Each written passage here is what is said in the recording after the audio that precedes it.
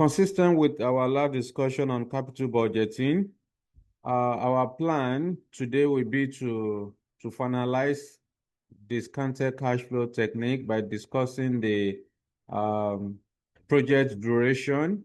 Then after that, we'll move to non-discounted cash flow technique, which is we talk about payback period, accounting rate of return.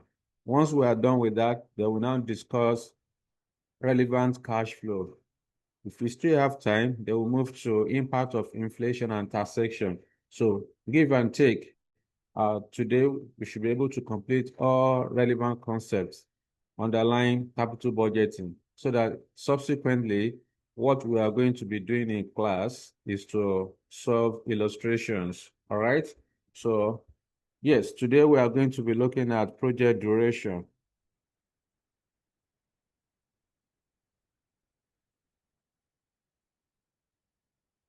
Okay. Project duration. What do you understand by project duration? Now, let me just brief you. Project duration is just like the normal payback period. All right. However, the difference is just that this one is discounted, unlike the normal payback period, which has nothing to do with discounting. Okay, so you want to know how long, as a company, company may want to know how long it will take it to recover the amount invested in a project. That is what project duration measures. All right. So we can say that project duration represents the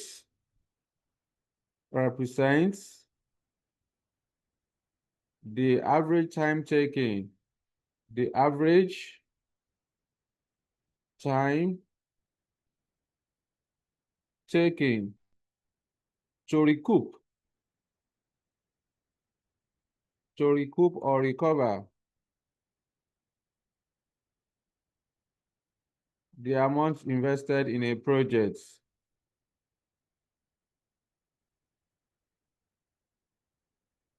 Okay, so that is what project duration measure. Say, for example, a company must have invested 100,000 naira in a project. So you want to know, what is this project duration? How long will it take me to recover the amounts of 100,000 naira that I've invested? All right. So that's basically what project duration is all about. So project duration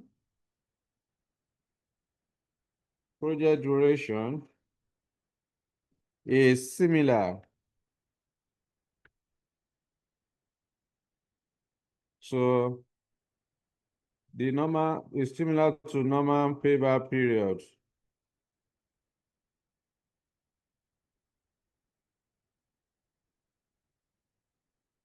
Except that duration is discounted, except that the cash flow under project duration, let me write it, under project duration is discounted before calculating the duration. Okay. Therefore, how do you then calculate duration? So subheading, calculating project duration. All right. How do you compute project duration? There are basically two methods of computing project duration. Okay. Basically, there are two methods. There are two methods of calculating project duration.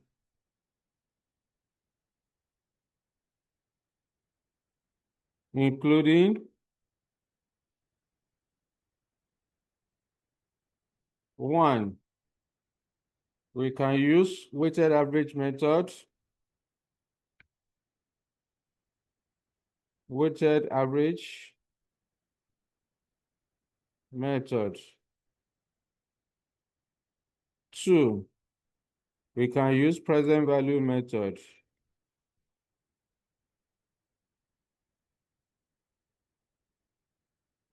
Okay, these are the two methods of calculating project duration.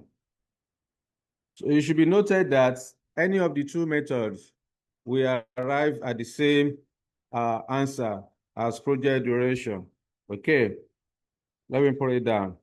It should be noted that any of the two methods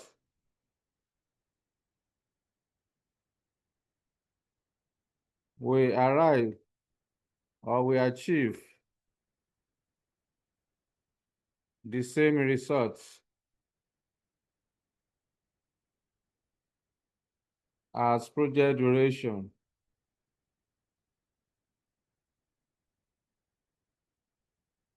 All right, so that's that. I will explain to you each of them. All right, so let's talk about how do you compute project duration using weighted average method. So the first one is weighted average method.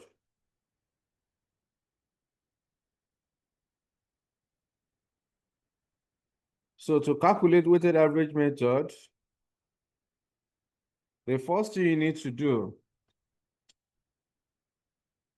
to calculate project duration using weighted average method, the first thing first that you need to do is to calculate present value, all right, for each year cash flow. Let me put it down.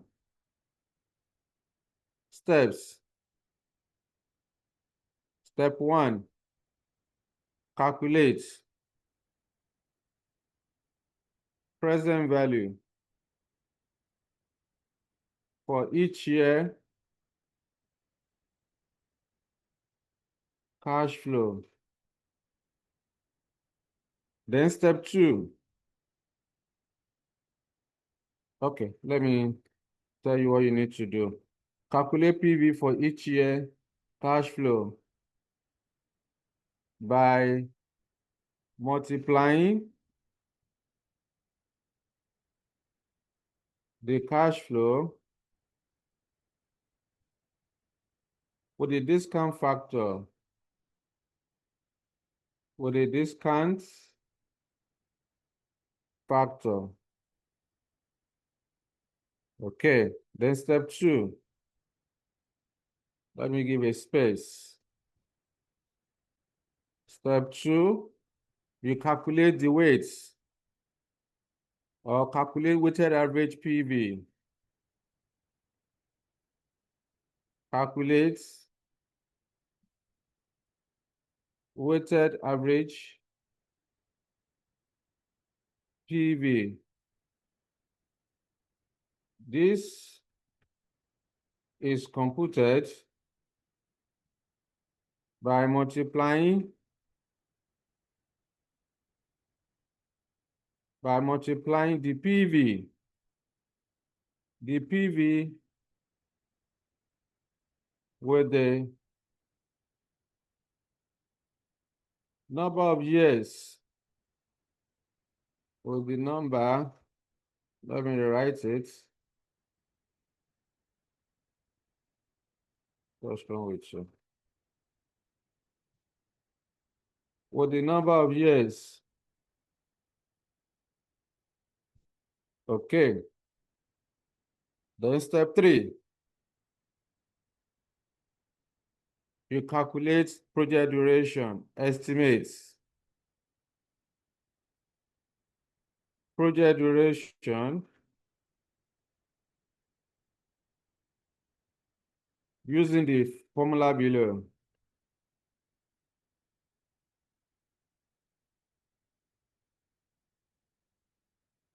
Okay, so when you want to calculate project duration using the weighted average method, so you just say duration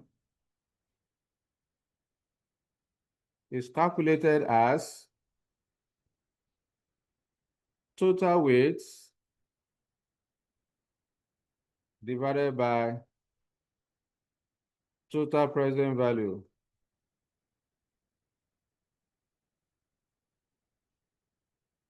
Of course, everything must be expressed in years because we said that duration represents the average time taken to recoup the amount invested in a project. So whatever you have calculated, you have to express it in years. It's not in error and it's not in percentage. It has to be represented in years. All right. So these are the three steps of calculating project duration using the weighted average method. So let me give you the format. Okay. So that once you memorize the formats, you are good to go. So there are about 5 columns you are going to create when you are using the weighted average method. You create about 5 columns. The first column will be for year, then you have cash flow. You have discount factor. You have the present value. Then you have the weights. Let's say this is A, B, C. D will then be equal to B times C.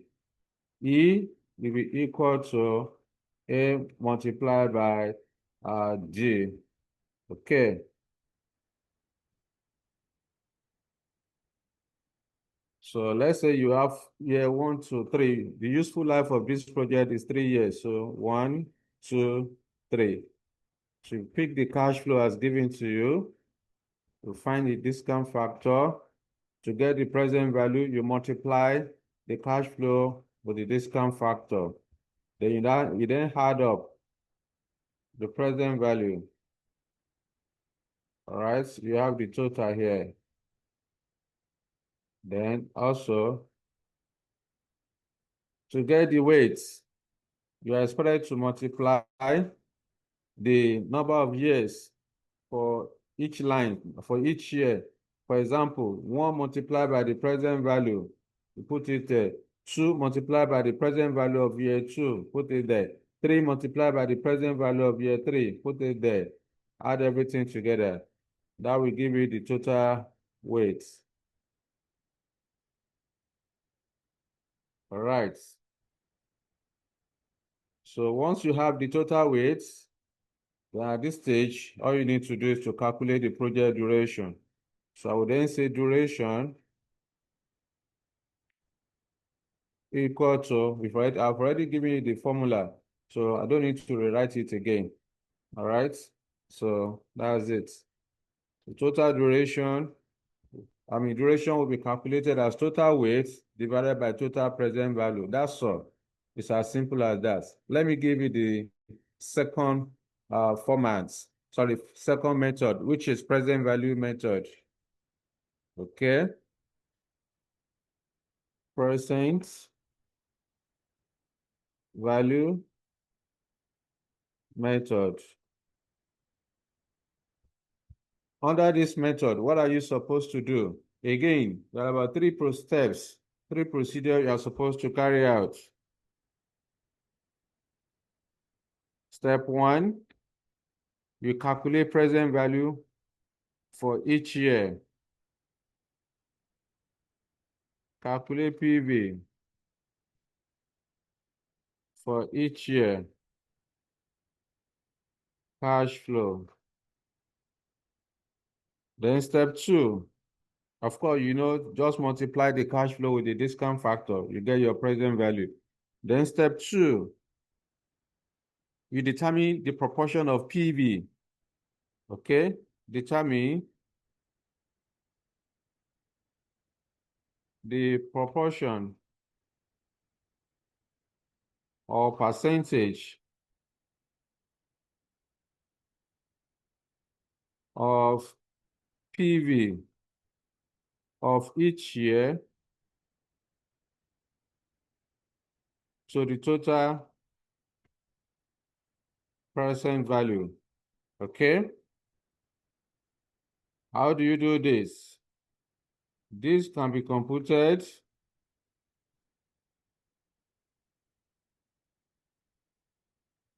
by dividing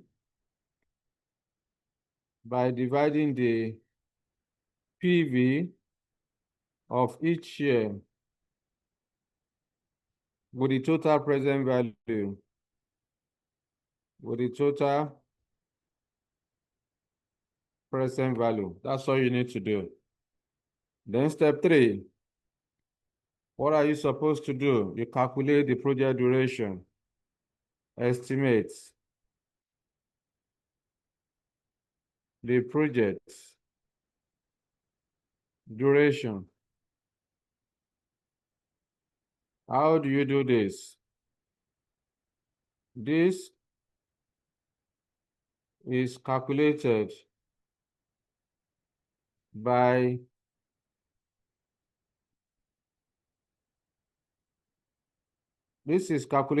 multiplying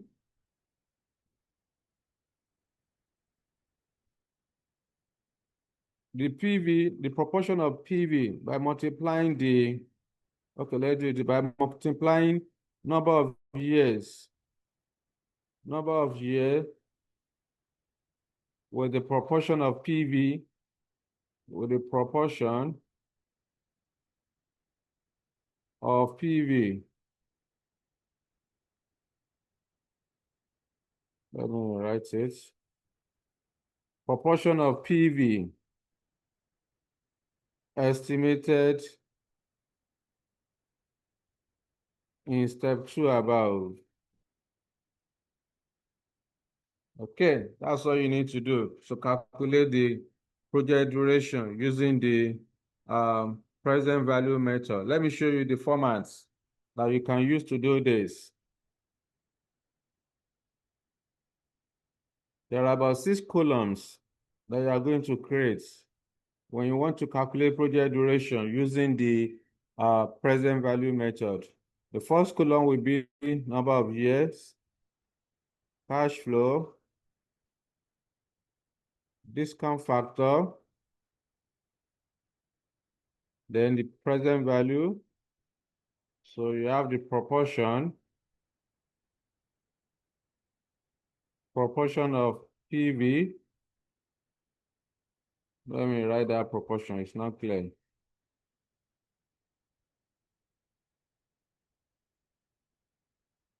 Proportion of PV of each year. Then we have duration.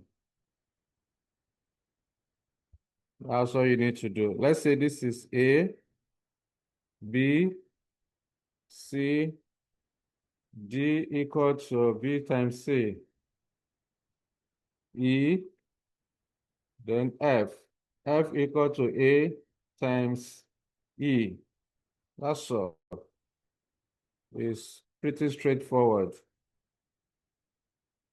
So let's say this project has 3 years life. So you have year 1, 2, then 3. So put cash flow of each year, discount factor for each year, then you get present value for each year.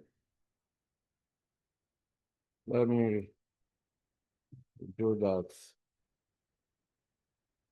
Okay.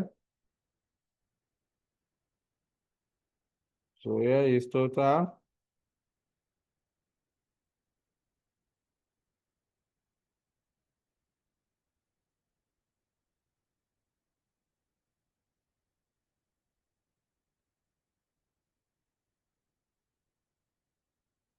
All right.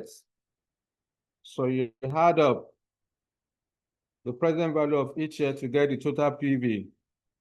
So to now get the proportion, you are supposed to divide the present value of each year with the total present value. For example, you pick the present value of the first year, you divide it with the total present value. Whatever the percentage you have, put it here.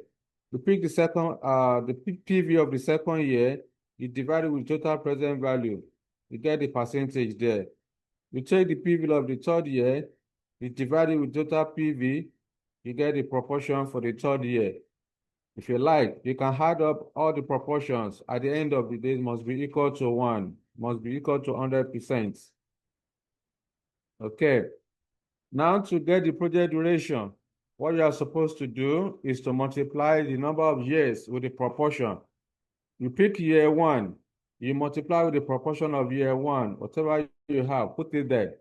Okay, you can restrict your number to 2 decimal points. You pick year 2, you multiply with the proportion of year 2. You put it here. Year 3, proportion of year 3. Add everything together. Whatever you have as your duration, that's your final answer. That's the project duration. So this is how to calculate project duration using the present value method. Using present value method. Okay? So that's that. Now, you need to understand this. No, let me put it down for you. Notes. Notes. When calculating project duration, negative cash flow in year 1 should be ignored. All right? So the rule is that when you are calculating project duration and there is negative cash flow in year 1, you will ignore the negative cash flow. So you move to year 2. If you have positive cash flow in year 2, then you begin to calculate your project duration.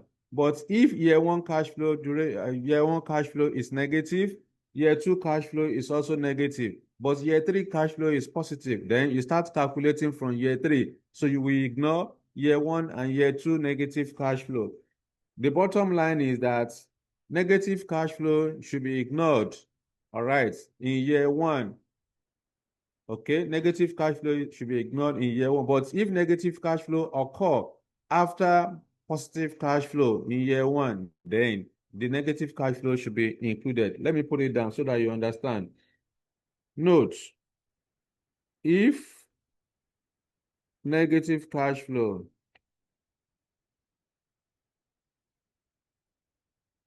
occurs in year 1, let me write that one. In year 1, the negative cash flow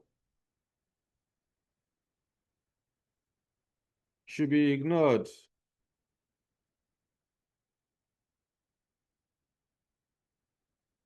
Should be ignored until positive cash flow is achieved.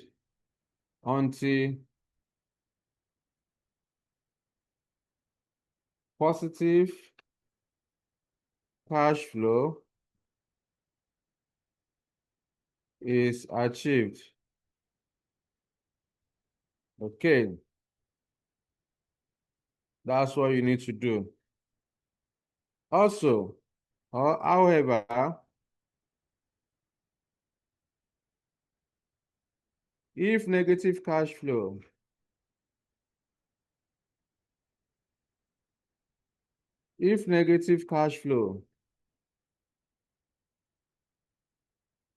occurs after year 1, if negative cash flows occur after year 1,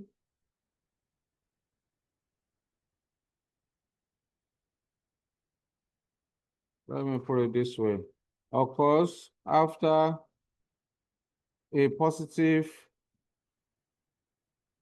cash flow, the negative cash flow should be included.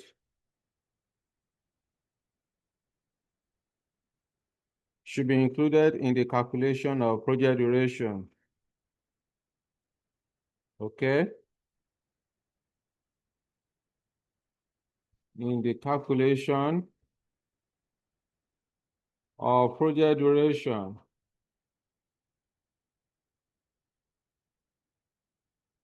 Now, this is what I'm saying. For example,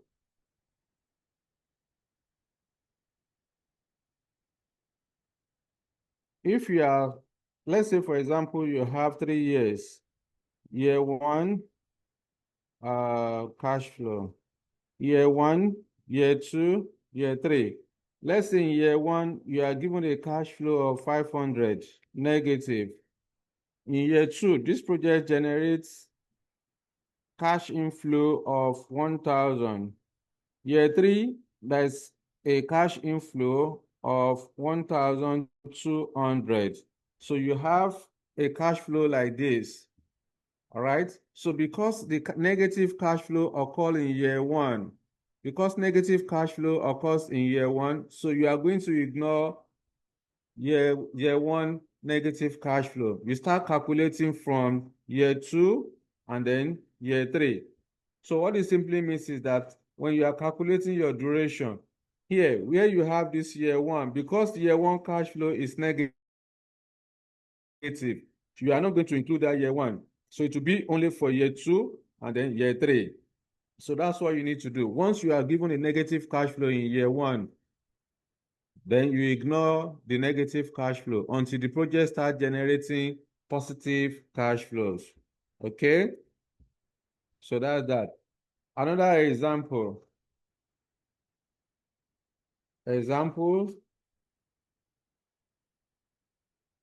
Again, let's say this project has 3 years life. Okay? Year one, year two, year three. The project year one's cash flow is 1,000 positive. Year two is 1,500 negative. Year three is 3,000 positive. So because the negative cash flow does not arise at the beginning of the year, in year one, because the negative cash flow does not arise in year one, at the end of year one. Therefore, you must include the negative cash flow in your calculation. This first year cash flow, you include it. The second year cash flow, you include it. The third year cash flow, you include it. So the only thing is that when you are calculating your project duration, for example, in this year one, of course, it's positive. You include it. The second year cash flow, based on my hypothetical figure, is negative. You also include it. The one of the third year, you include it. So when you now get to this place, under the project duration, that one will be showing negative because your cash flow is negative. So it will be showing negative.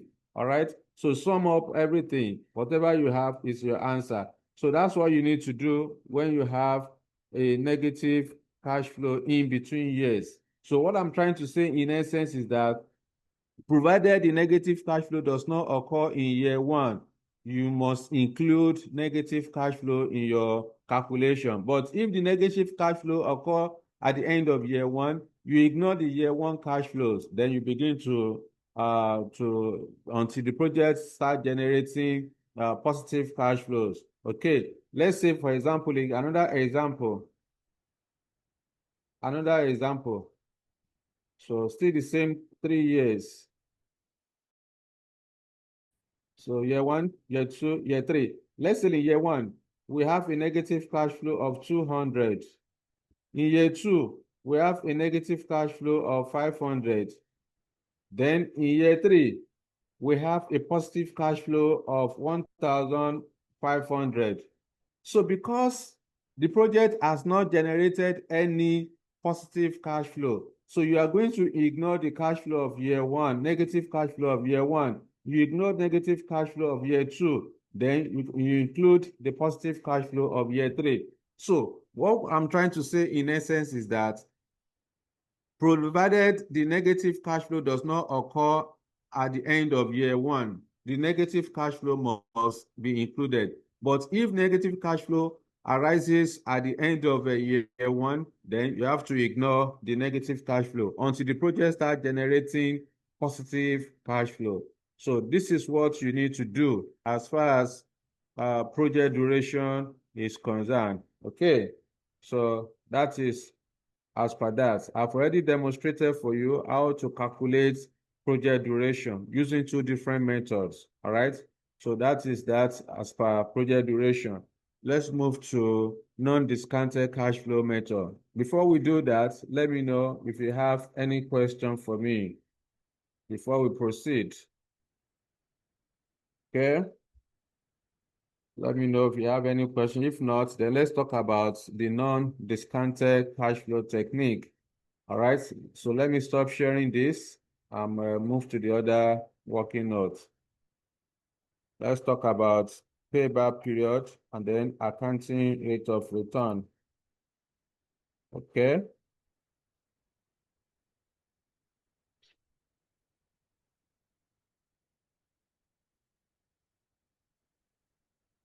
All right. Let's talk about what do you understand by, in last week, we talked about, we said that the non-discounted cash flow method is also known as traditional method of investment appraisal. Is a method that does not consider the timing of cash flow and the time value of money in capital investments. Okay. So we now said that there are two techniques under the non-discounted cash flow method. The first one is payback period, and the second one is accounting rate of return. So let's talk about each of them. Let's talk about each of them. What do you understand by payback period? Now, you will see here that you have profitability index or benefit cost ratio. So Mr. Ashiwaju will take you capital rationing. And of course, it will tell you what profitability index is all about. Okay, so because you are going to need, when you are calculating capital rationing, you need profitability index or benefit cost ratio. So he will be explaining that to you. But in any case, let's move on from here. Now, what do you mean by payback period? Payback period is the period usually expressed in years in which it takes cash inflow to equate cash outflow. What am I trying to say? Let's say, for example, you have 1 million naira, okay? You have invested 1 million naira in a project. So you want to know how long will it take you to recover the amount you have invested in a project? So that is payback period. When is the project going to pay back the invested capital? All right. So that's basically what payback period is all about. So the number of years, okay, the payback period is the number of years in which it takes cash inflow to equate cash outflows. All right. How long will it take you for you to recover the amount you have invested? So payback period is a measure of liquidity. That is, how quick, how soon can a company recover the invested capital? That is what payback period measures. It measures liquidity. Okay. However, it should be noted that payback period makes use of cash flow, unlike accounting rate of return that uses accounting profit or loss. So payback period uses cash flows associated with projects. Okay, so that's basically that. Again, at this level, examiner can ask you, you must know the advantages and disadvantages of payback period. Please just go through them. They are very straightforward and simple, all right, to understand. Just go through it. Now, before we talk about the decision rule, how do you calculate payback period? Calculating payback period. Basically, there are two ways. There are two ways. It's on page 53. So there are two ways of calculating payback period depending on the nature of the cash inflow. Okay, depending on the nature of the cash inflow. So if you are given a constant cash inflow or regular cash inflow, what do I mean by that? In year one, you are given a cash flow of 10,000 naira. Year two is the same amount, 10,000. Year three is the same amount, 10,000. So this 10,000 naira is constant. So because you have constant cash inflow, then the appropriate formula to use to calculate your payback period would then be cash outflow over cash inflow. All right. So when you have constant cash inflow, Then the payback period is the ratio of cash outflow to cash inflow. Of course, your final answer must be expressed in years, all right? Because we've already said that payback period is the period usually expressed in years in which it takes cash inflow to equate cash outflow. All right. Say, for example, now, in this my hypothetical figure, let's say, for example, the examiner has told you that, okay, the company invested 200,000 naira 200,000 naira in a project. So that's initial outlay. And you are told that this project will generate cash flows of 100,000 naira, or let me, for simplicity, the project will generate cash flows of, let's say 50,000 naira per annum, 50,000 naira per annum.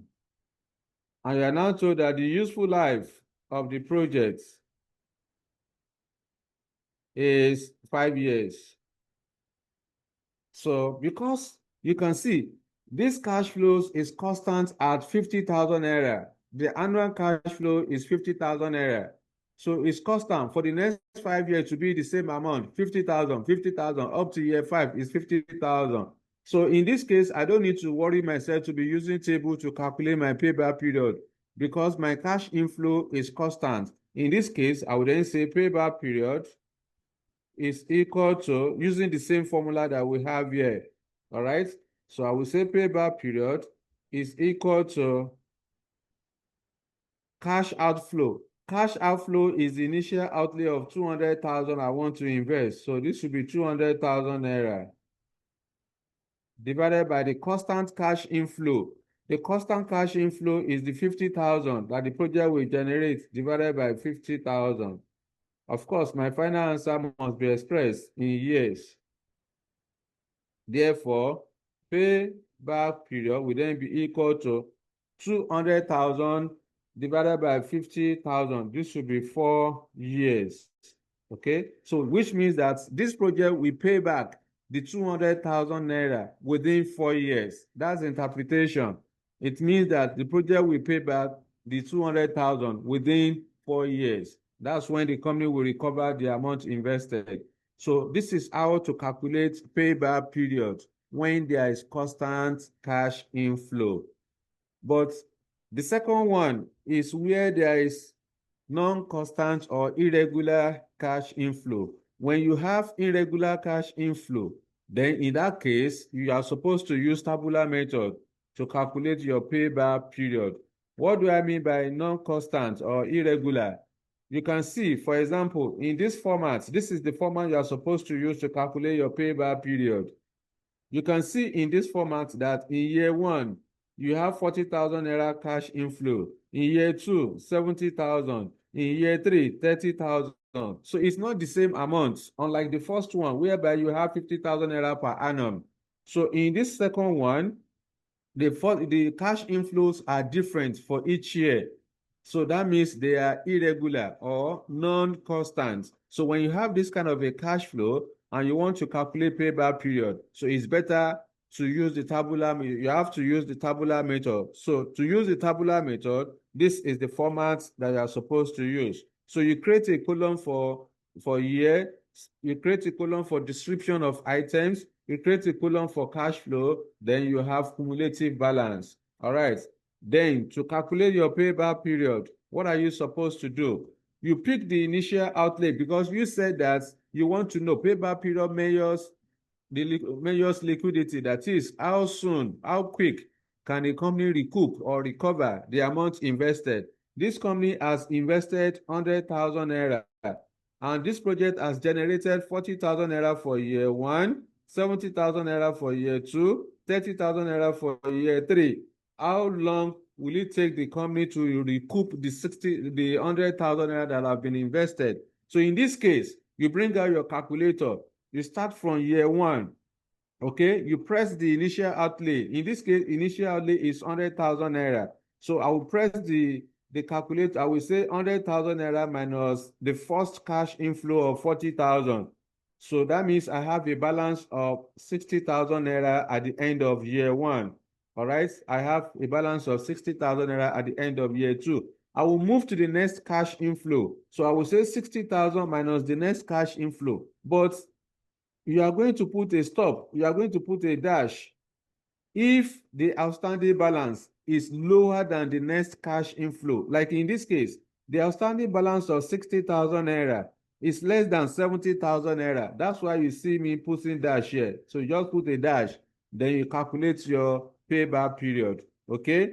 To do this, I will then say, how many years have I recovered? I've recovered for 1 year because only 60,000 naira, only 40,000 naira I've recovered. I'm left with 60,000 naira. Okay, so I've only recovered for 1 year. That's why you are seeing 1 here.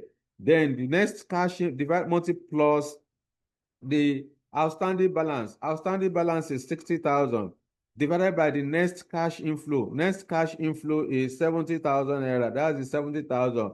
Put it in your calculator. You get 1.86 years. So which means that this project will pay back within 2 years. So let's reframe it. Let's reframe it. So let's say, for example, our cash flows, our cash inflow for year one still remain as 40,000. All right. Cash inflow for year two, let's say is 50,000. Here is 50,000. Let me put it here. Let's say this is 50,000. Then cash flow in year three still remain as 30. So in this case, what am I supposed to do? Because I have outstanding balance of 60,000 at the end of year one, and the next cash inflow is 50,000. Let me write that 50 to make it clearer. 50,000. So my outstanding balance at the end of year one is 60,000. The next cash inflow is 50,000. So 50,000 is less than 60,000. Therefore, I would then say 60,000 minus 50,000. This will give me balance of 10,000. I will have a balance of 10,000 at the end of year two. Now, this outstanding balance of 10,000 is less than the next cash inflow. Therefore, I will put a dash. Then I will calculate my payback period. In this case, I need to ask, how many years have I recovered? I've recovered for the first year and the second year. So therefore, payback period will then be equal to 2 plus the outstanding balance of 10,000 divided by the next cash inflow of 30,000. So this will give me the payback period of 2.33 years, or whatever, 2.3 or 2.33, whatever. So that's that. So that means this project will pay back within 3 years. Once you are above a particular year, so you need to round it. So this will pay back within the next 3 years. So this is how to calculate payback period. This kind of technique is very common at this level, especially for financial management. Examiner can ask you. So it's not something you should underrate, and it's very straightforward. All right.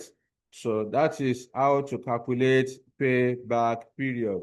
Now, let's talk about decision rule for payback period.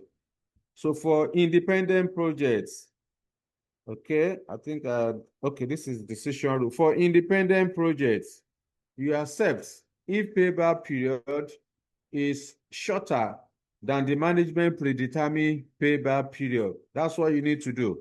For independent projects, accept if payback period is shorter or equal to the management predetermined payback period. Then 2, for mutually exclusive projects, accept any project with a shorter payback period, provided it is lower or equal to management predetermined payback period. Okay, I will repeat. For mutually exclusive projects, accept any project with a shorter payback period, provided it is lower or equal to the management predetermined payback period. Now, for example, let's say project A and B are mutually exclusive. And your calculated payback period for project A, for example, is 2 years. Calculated payback period for project B is 1.8 years. Okay, so out of these two, which one is shorter? Certainly, project B has a shorter payback period. Therefore, project B will be undertaken. Project A will be rejected, will not be undertaken. Now, that is on one side. This is just your calculated payback period. So to now make a decision on whether the project should be undertaken, you need to compare your calculated payback period with the management predetermined payback period. So your calculated payback period must be benchmarked against the management predetermined payback period. So I will then go back to the question, where is the management predetermined payback period given to me? Let's say, for example, management predetermined payback period, okay? Management payback period given to us, say, for example, is 2.2 years, okay? Let's say it's 2.2 years.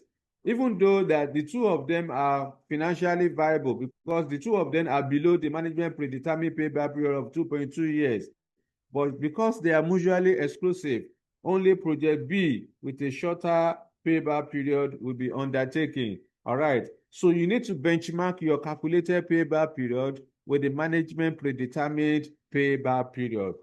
But what if in the question you are not given management predetermined payback period and the examiner is asking you to advise whether the project should be undertaken?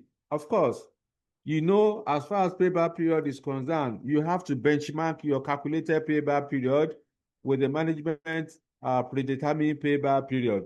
So if you are not given the management predetermined payback period, then there will be no basis for the acceptability of the project.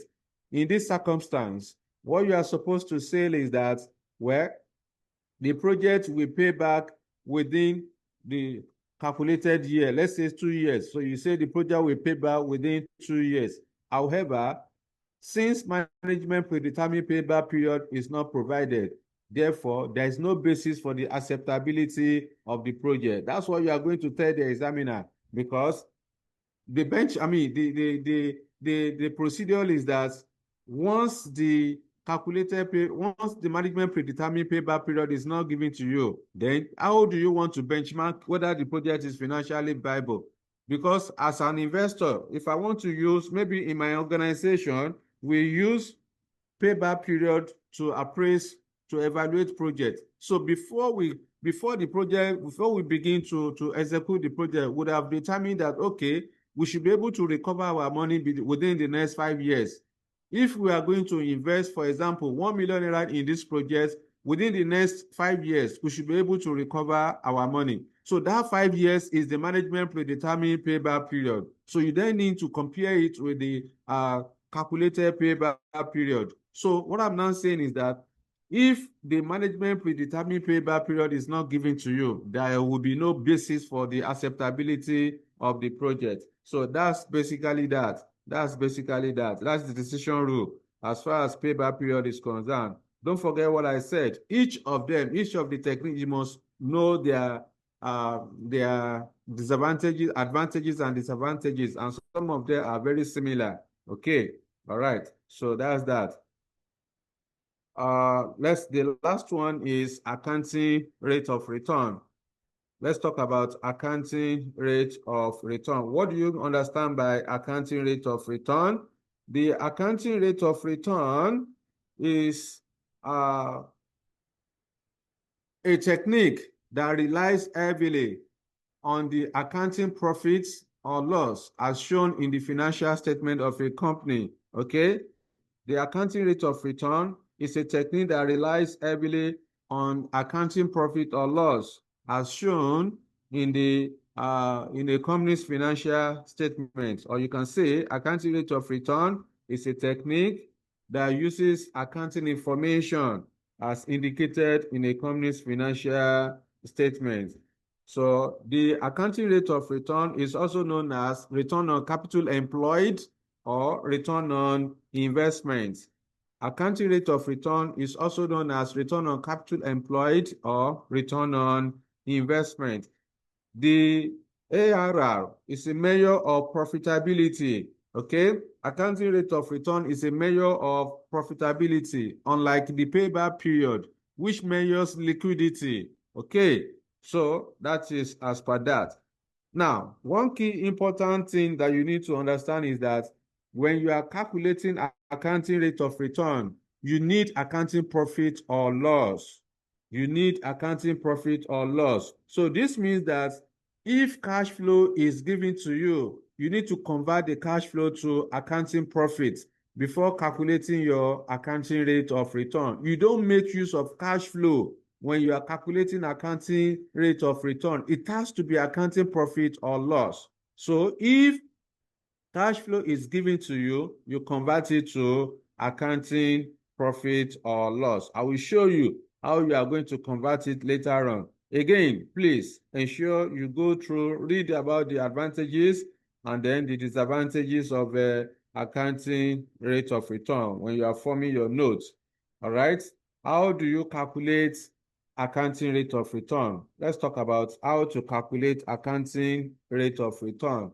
First thing first, whenever you want to calculate accounting rate of return, the first working that you are going to do will be to estimate the depreciation. You must calculate annual depreciation, especially if you are given cash flow. In fact, in most cases, whenever you want to, if examiner wants you to calculate accounting rate of return, accounting profit will not be given to you. Never. It will not be given to you. Examiner will only give you cash flow. So you need to convert that cash flow to accounting profit, because once accounting profit is given to you, it's very straight. It will be too cheap, too straightforward for you to compute. So examiner will never do that.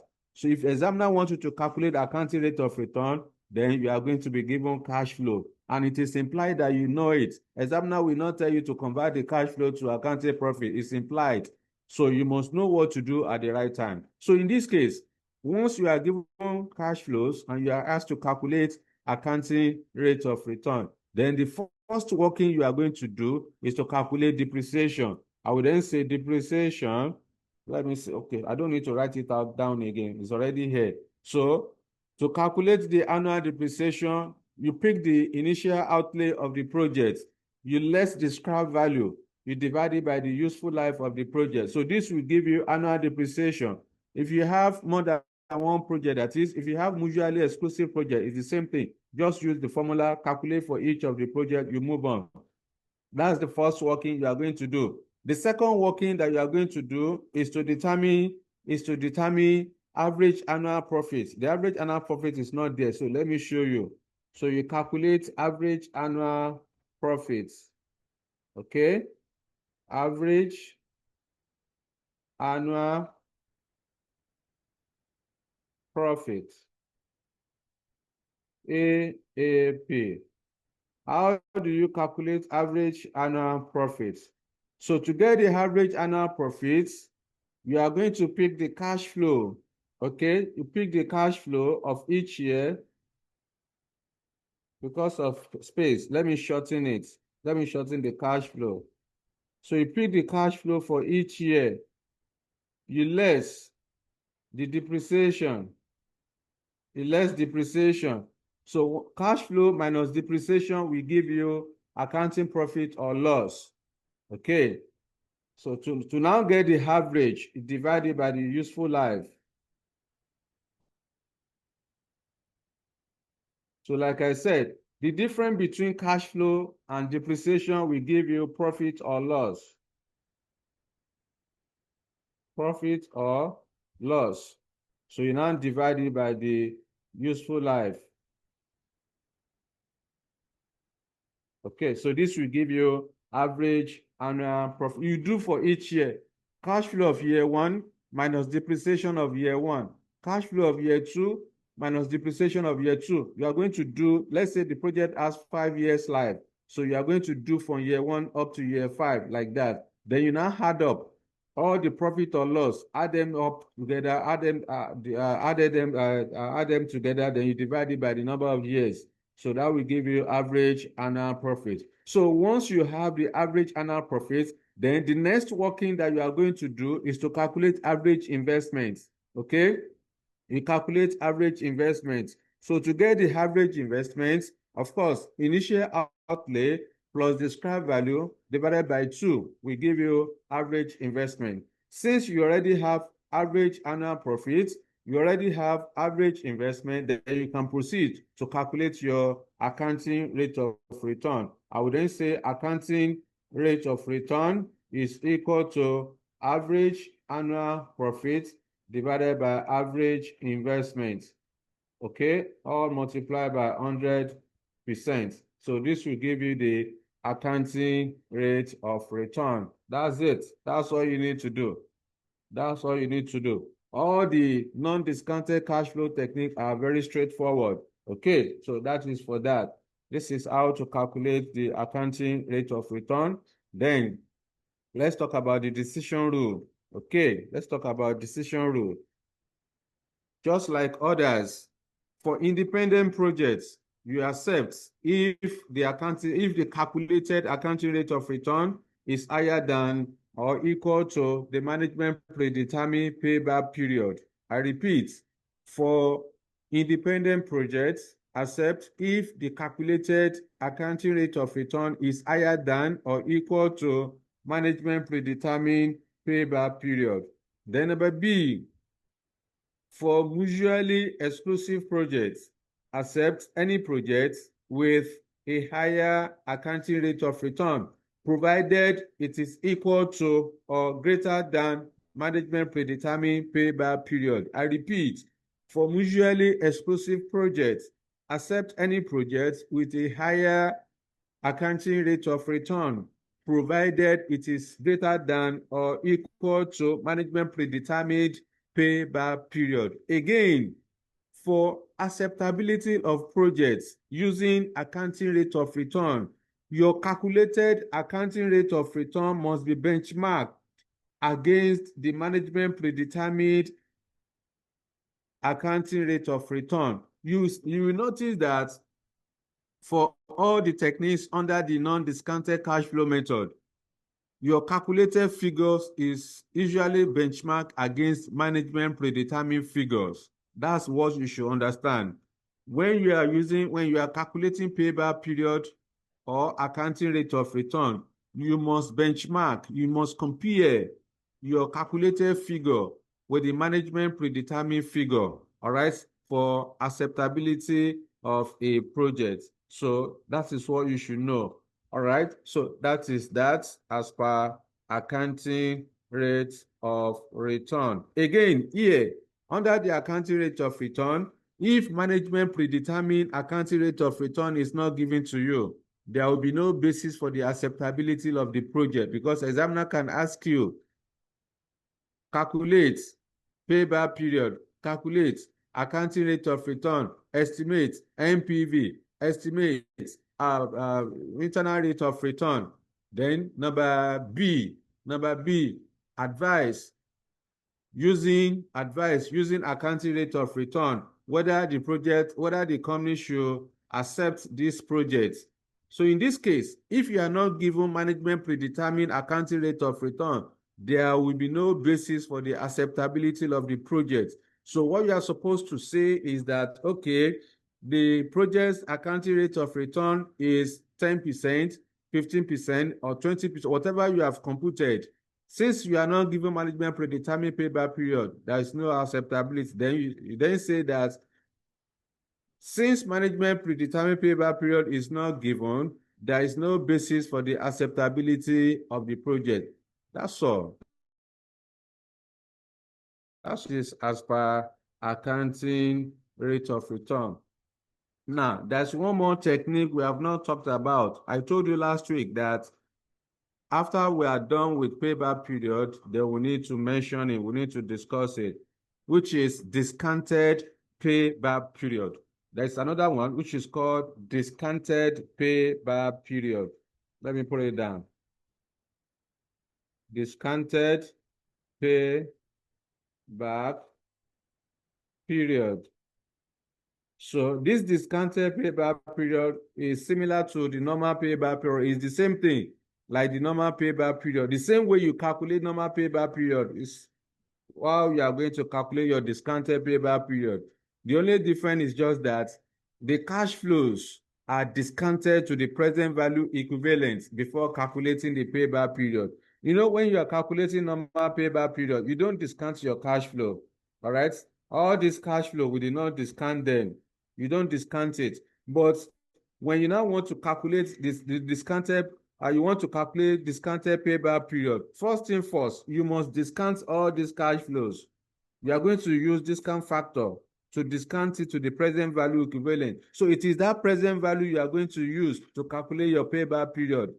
All right. So like in this case now, where you have 40,000, 70,000, 30,000. First thing first, I will discount it. Let's say cost of capital is 10%. Discount factor of year one will be 0.909. Discount factor of year 2, 0.826 at 10%. Discount factor of year 3, 0.751 at 10%. So I will then multiply 40,000 multiplied by 0.909. I will get present value for year one. 70,000 multiplied by 0.826, present value for year two. 30,000 multiplied by 0.751, present value for year three. So when I now want to calculate my discounted payback period, so I'll be using the present value to recover the initial investment. So instead of using normal cash flow, I will use present value to recover the initial investment. So this is the difference between, it's the same way you make decision under the normal payback period. All right, so let's leave it at that. So when we have illustration, then I will demonstrate for you how to calculate the discounted payback period. So far, we have completed the explanation of all the techniques that we want to do for this particular for this period. So far, we have talked about the net present value. After that, we discussed the internal rate of return. Then we discussed modified internal rate of return. Number 4, we discussed project duration. Number 5, we talked about payback period. Then number 6, we talked about accounting rate of return. And 7, I just mentioned discounted payback period now. So at this point, we are moving to another level, which is to discuss relevant cash flow. So before we proceed, let me know if you have any question for me. Let me know if you have any question for me. Grace, I think I've answered your question already. You were asking what page? I think I mentioned page 53 the other time, 53, 54. When I was discussing a payback period, that was when you asked that question. Okay. Yes, Gloria, go ahead. Good evening, sir. Glory, good evening. How are you? Good evening, sir. Yeah, talk So to in a me. situation where we are giving a question, how do we Pardon? know? In a situation where we are giving a question, Yes. how do we identify which of the methods to use, if it's a discounted or a non-discounted payback No, period? That's examiner will tell you. Examiner will tell you if examiner is silent, that means you have to calculate NPV. Now, what Glory is saying is that in a question, how will you know whether you should calculate payback period or discounted payback period? Oftentimes, examiner will tell you the technique that you are supposed to use to to evaluate the project. However, where examiner is silent, you are just told, whenever you are told, I think I mentioned this last week when I was talking about areas of conflict between NPV and internal rate of return. So if in a question examiner is silent as to which of the techniques that you should use to calculate, to appraise the project, of course, it has to be NPV. Examiner can ask you, evaluate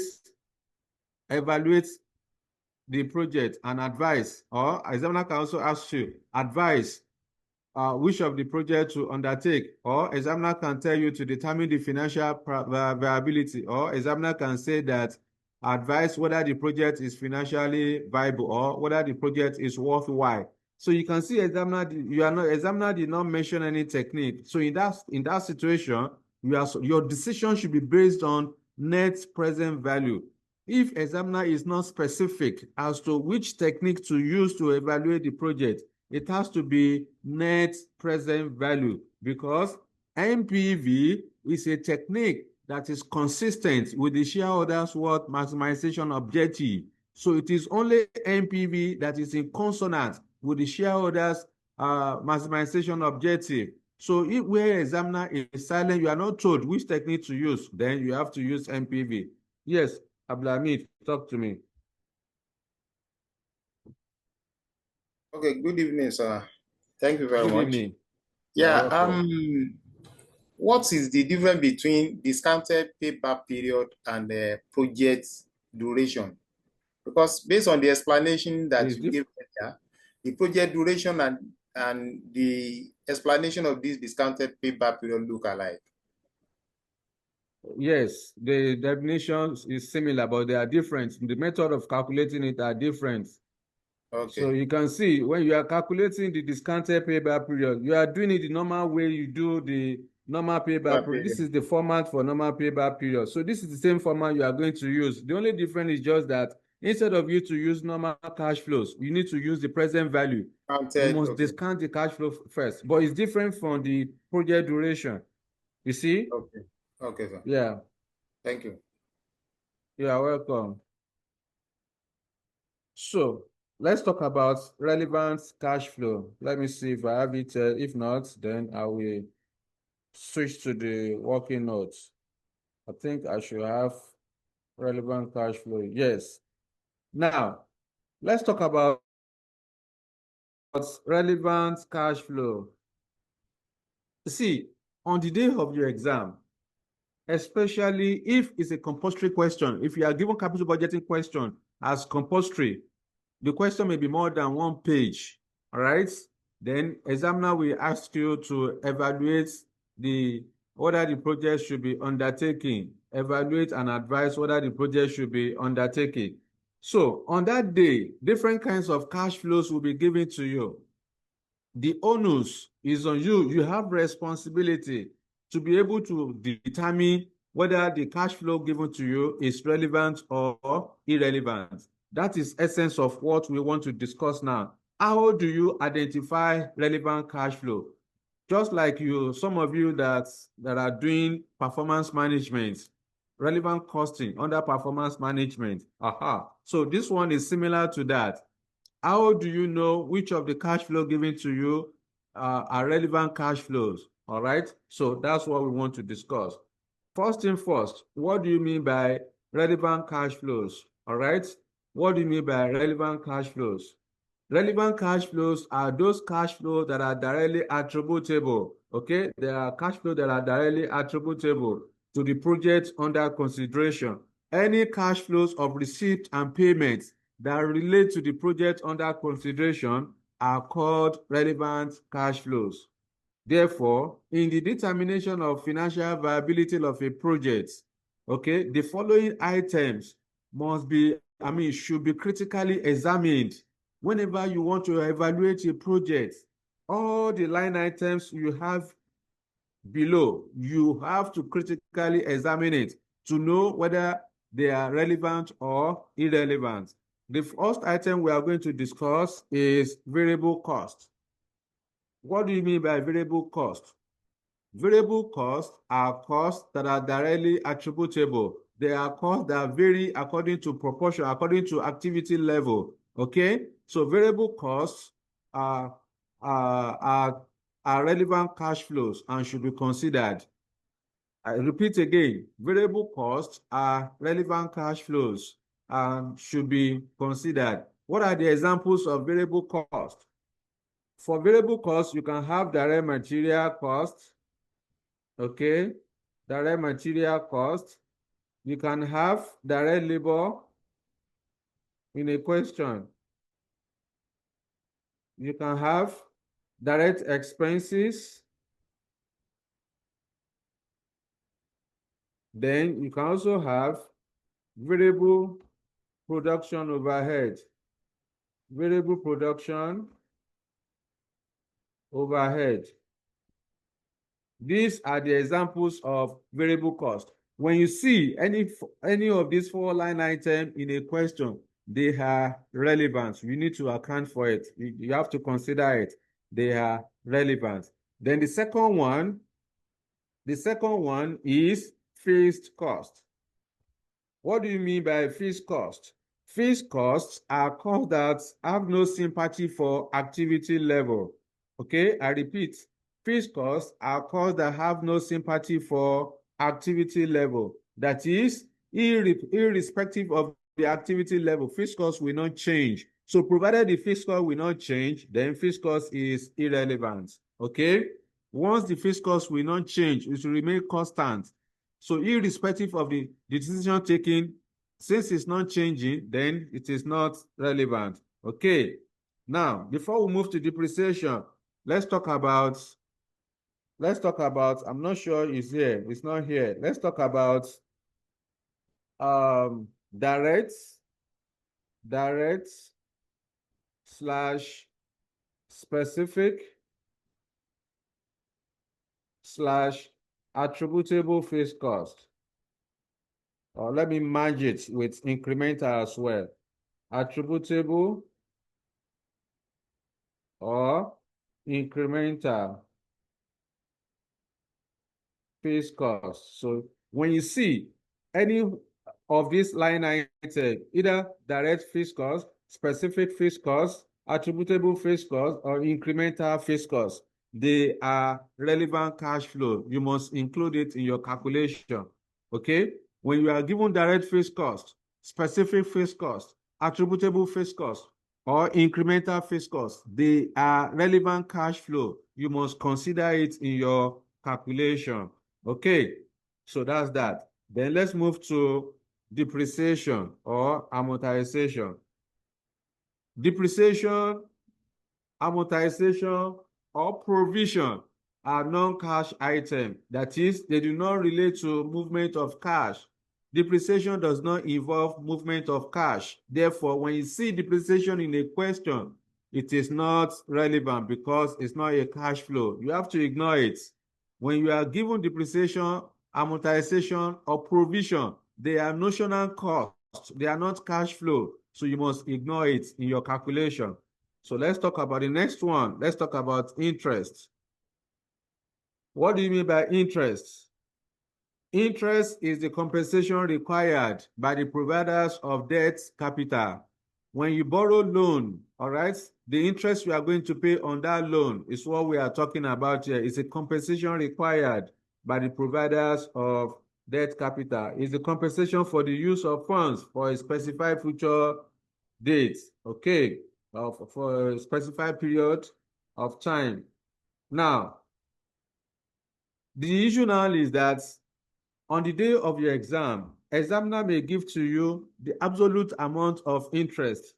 That is the naira amount. You may be given interest of, let's say you are given interest of 10,000 naira. This is the absolute value. So in a question, when you are given the absolute amount of interest, like in this case, 10,000 naira, you have to ignore the 10,000 naira. It is not relevant. Why is it not relevant? Because the cost of capital that you are going to use to discount the cash flow already included interest. You recall when we did cost of capital, we calculated cost of equity, cost of preference share, cost of debt. That cost of debt, you know, we utilized interest. We use fixed interest, isn't it? So because you have already calculated that interest, you have already determined when you are calculating your work, you have already included interest. So that's why you don't include absolute amount of interest again. The naira amount of interest, you ignore it. Because if you include the absolute amount of interest, it means that you are treating interest twice. It means you are treating interest twice. So anytime you are given the absolute amount of interest in a question, the naira amount, you have to ignore it. It is not relevant. It's not a relevant cash flow. Ignore it. Because examiner will try, they will test you whether you know what you are doing. So once you are given interest absolute amount of interest in a question under capital budgeting, please ignore. It is not relevant. I've already told you what you need to do under incremental cash flow. It's relevant. You have to account for it. All right. Then let's talk about sunk costs. Okay, let's talk about sunk costs. Sunk costs, you already know, is an historical cost. It's a past cost. And you know that cash flow must relate to the future.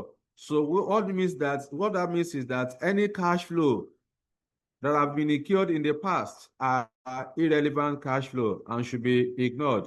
What are the examples of sunk costs? Examiner can give you development cost in a question. You can be given market survey or market research cost. You can be given feasibility study fee or cost. Examiner can give you research and development. Okay, so all those kind of costs, they are past costs, they are sunk costs, and therefore not relevant to your calculation. You have to ignore them. They are not relevant. So whenever you see sunk cost in a question, they are irrelevant. Ignore it. Second to the last area we are going to touch, let's talk about opportunity cost. Let's talk about opportunity cost. Okay. Opportunity cost is the benefit forgone as a result of taking a course of action. All right. Opportunity cost is the benefit forgone as a result of taking a particular course of action. All right. So when you see opportunity cost in a question, it is relevant. It's a relevant cash flow. You have to account for it. You must consider it. Opportunity cost is a relevant cost. It is rare. It is rare. You have to consider it. Okay. All right then. So lastly, let's talk about working capital. Let's talk about working capital. Now, let me use this space to talk about the working capital. Oh, okay. You already know what working capital is all about. Of course, working capital represents the difference between current assets and current liability. I repeat, working capital represents the difference between current asset and current liability. So, in the determination of financial viability of a project, working capital should be included in the calculation, okay? Working capital should be included in the calculation. Therefore, how do you treat working capital? Treatment, let me put it down. Treatment of working capital. So there are two types of working capital that examiner will give to you on that day. A, you can have a one-off working capital.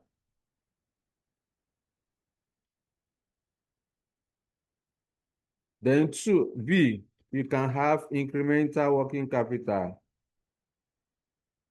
Incremental working capital. So there's different treatment for each of them. So how do you treat a one-off working capital? One-off working capital. How do you treat it?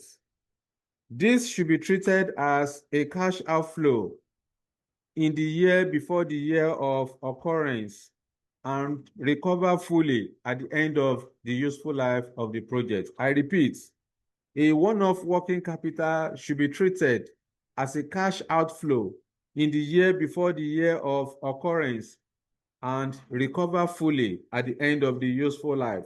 So that is how you are going to treat a one-off working capital.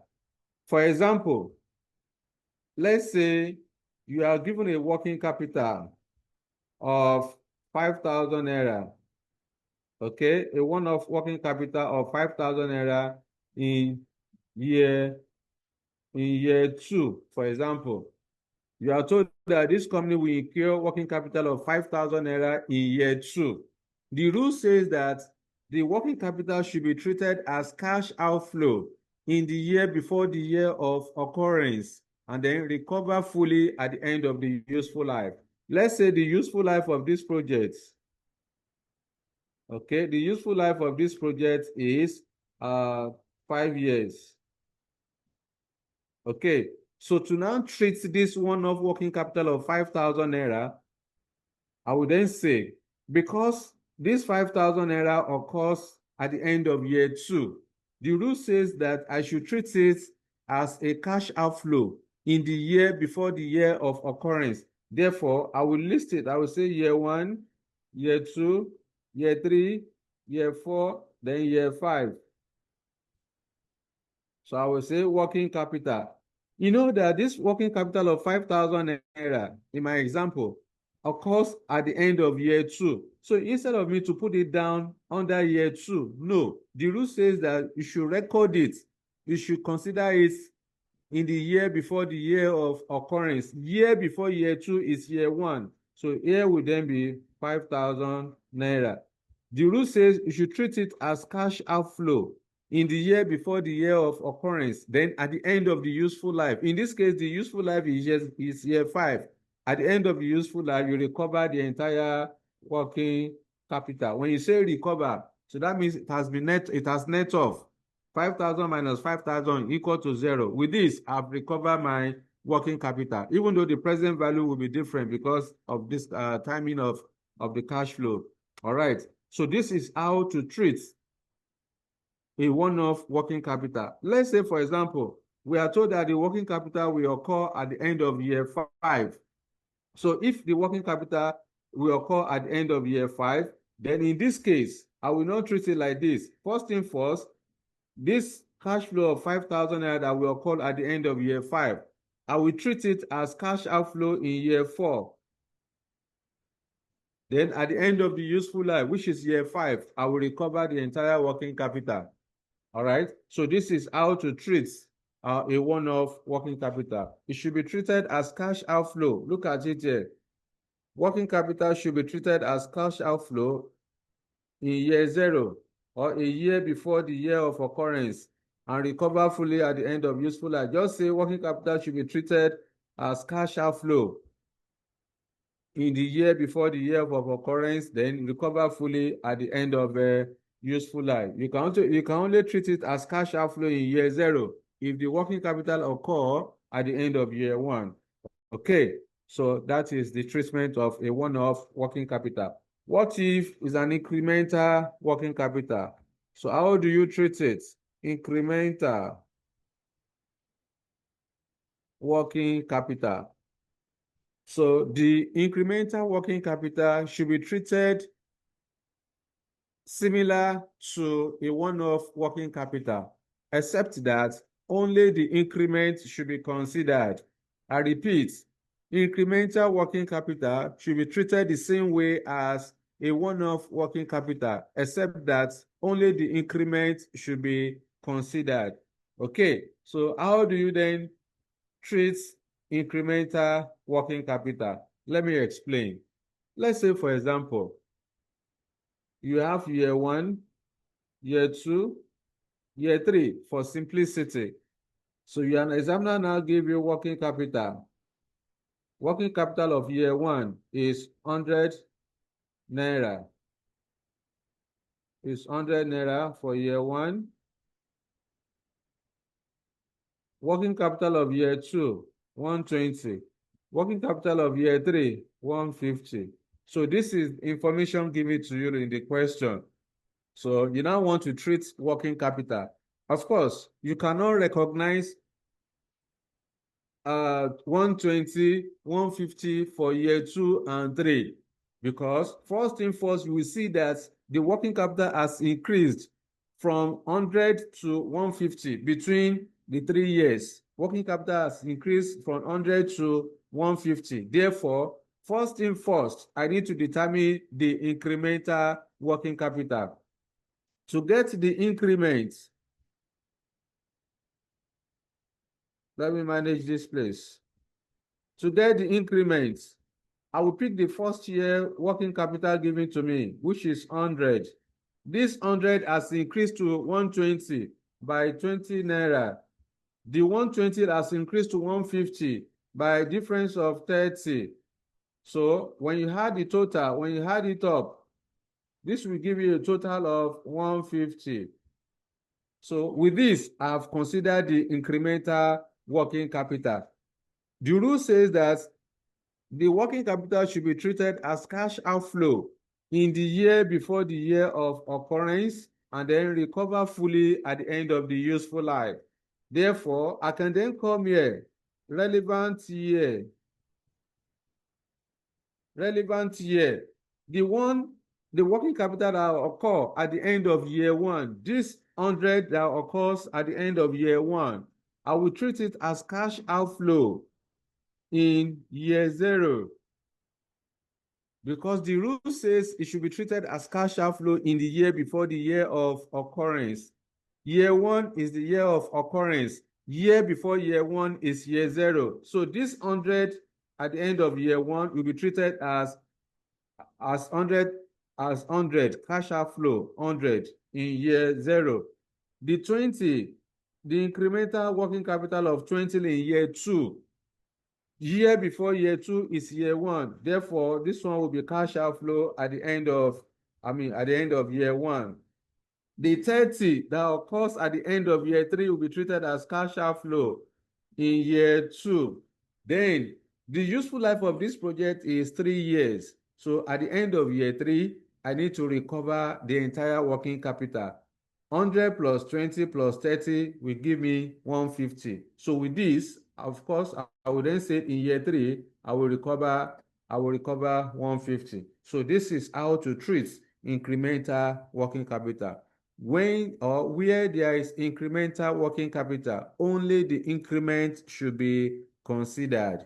I repeat, when there is incremental working capital, only the increment should be considered. All right, so that is how to treat incremental working capital. So the next thing that we want to do now is to talk about impact of inflation and taxation.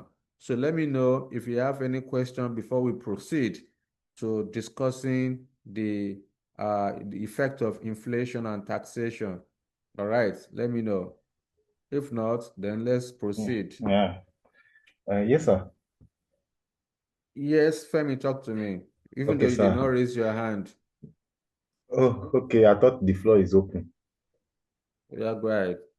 Okay, sir. When you're talking about interest, said Yes. when we're given if we're given absolute interest, maybe like Yeah. 100,000 naira, 20,000 Yeah. or whatever, that we should neglect Consider it, we it. should ignore it. Yes, Yeah. sir. So what about if we are not given in that form, or maybe we're not we're given rates? Are we going to use Mm. it? The issue is that what we are saying is that when you talk about interest, when you are the cost of capital that you are going to use to discount your future cash flows already included interest. You know, when we calculated WACC, you calculate cost of debt, isn't it? When you calculate the cost of debt, you use the interest. So you've already considered interest in your cost of capital. In capital investments, when you are given the absolute amount of interest, you have to ignore it. That's what we are saying. It's not relevant.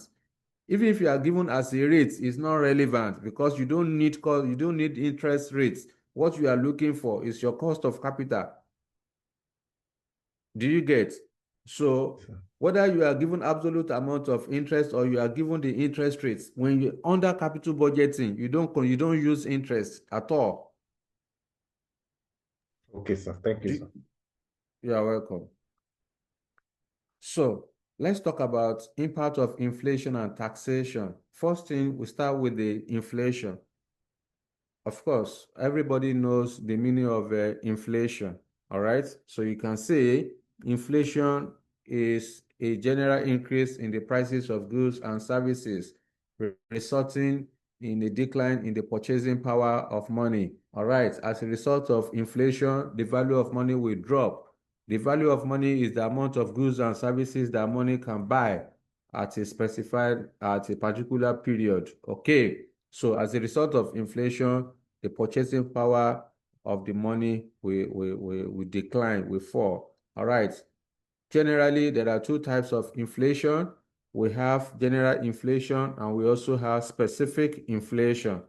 So the general inflation is the average prices of goods and services within the economy, and it is usually measured in terms of changes in consumer price index. Okay, so general inflation is not specific. So all the average prices of goods and services. So currently we said our inflation rate has dropped to 21 point something percent. All right, so that's general inflation rate. All right, examiner, I mean, you can be told when you are told that food inflation, all those stuff. So, but again, when you talk about general inflation, is the increase in the average prices of goods and services within the economy as measured by the changes in consumer price index. So, as far as capital budgeting is concerned, general inflation will affect both the cash flows and the discount rates used for the evaluation. Okay, I repeat, general inflation will affect both the cash flows and then the discount rates that is used for evaluating the project. That's general inflation, different from specific inflation. So, what do you understand by specific inflation? The specific inflation represents the inflation that affects all the components that make up the project being evaluated. When you want to evaluate a project, you have production costs. For example, under production cost, you have direct material cost, direct labor cost, direct expenses. You may have variable production overhead. You may have incremental fixed cost.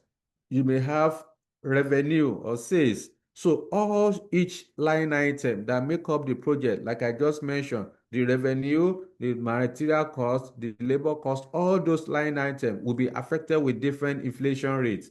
So when different inflation rates affect each element that make up the project being evaluated, that is what we call specific inflation rates. That's what we call specific inflation rate. So in capital investments, specific inflation rates affect only the cash flows. All right, affects only the cash flow. It does not affect the cost of capital that will be used to discount the cash flows. All right, so like I said, specific inflation affects only cash flows, but not the cost of capital or discount rates that will be used to discount the future cash flows. I don't want to dwell too much on this. All right, so let me give you what you need. Let me give you what you need. You can review the material. However, on the day of your exam, examiner can ask you to explain. All right, you may be asked to discuss or explain what is money cash flow, real cash flow, what is money rate of return, real rate of return. You must know them. All right, so what is money cash flow?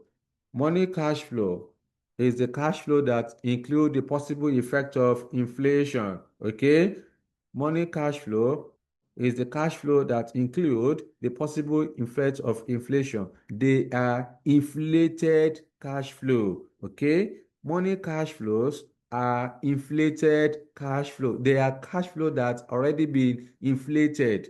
So, except examiner says otherwise, all cash flow given to you on that day of your exam is assumed to be money cash flow. Any cash flow given to you on the day of your exam is assumed to be money cash flow, except examiner says otherwise. So that is money cash flow. I repeat, money cash flows are cash flows that include the possible effect of inflation. They are inflated cash flows. Okay, that is as per that. Let's talk about real cash flow. Okay, the real cash flows are cash flow that does not include the possible effect of inflation. I repeat, real cash flows are cash flows that does not include the possible effect of inflation. They are deflated cash flow. They are deflated cash flow. The real cash flows are cash flow that are stated in today's prices, year zero prices, current value terms, or year one prices. So if in a question examiner you are told that the selling price is in today's prices or current value terms. That means they are inflated, they are real cash flow. Okay, they are real cash flow. So those are the that is how to determine real cash flow. Okay, that's how to determine real cash flow. All right. So yes, that is as per that as a real cash flow. Again, examiner can ask you to explain money cash flow and real cash flow. That's what you are going to talk about. Just say money cash flows are cash flow that include the possible effect of inflation. All right. Then real cash flows are cash flow that does not consider the impact of inflation.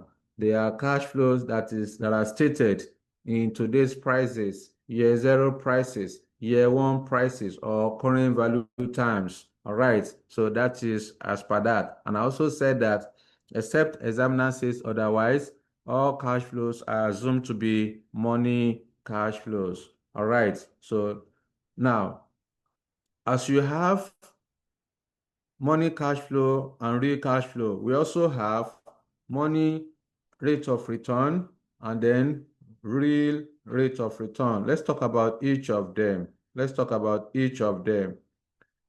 Now, what do you mean by money cost of capital and then real cost of capital? So the money cost of capital is the cost of capital that include the possible effect of inflation. Okay, money cost of capital is the cost of capital that include the possible effect of inflation, except examiner says otherwise. Any cost of capital given to you is assumed to be money cost of capital. Okay, if examiner wants you to do something, examiner will tell you that it's real cost of capital of 10%, 8%, 15%. So if it is real cost of capital, that means examiner wants you to do something there. That means you need to convert it to money cost of capital. Okay, so the money cost of capital is also known as nominal discount rate. It's also known as nominal discount rate, money rate of return. Okay, nominal cost of capital, money rate of return, or money discount rate. Okay, whatever is the name, is the same thing. All right, so that is as per money cost of capital. Then the real cost of capital is the cost of capital that does not consider the possible effect of inflation. Okay, it's a cost of capital that does not consider the possible effect of inflation. The cost of capital or is a cost of capital that is expressed in real terms. Okay, real cost of capital is a cost of capital that is expressed in real terms. Okay, so that's different between the two. Examiner can ask you, they've done it in the past, so they can also ask you to explain or to define money cost of capital and then real cost of capital. I ignore the conversion of cash flows. No need for this one.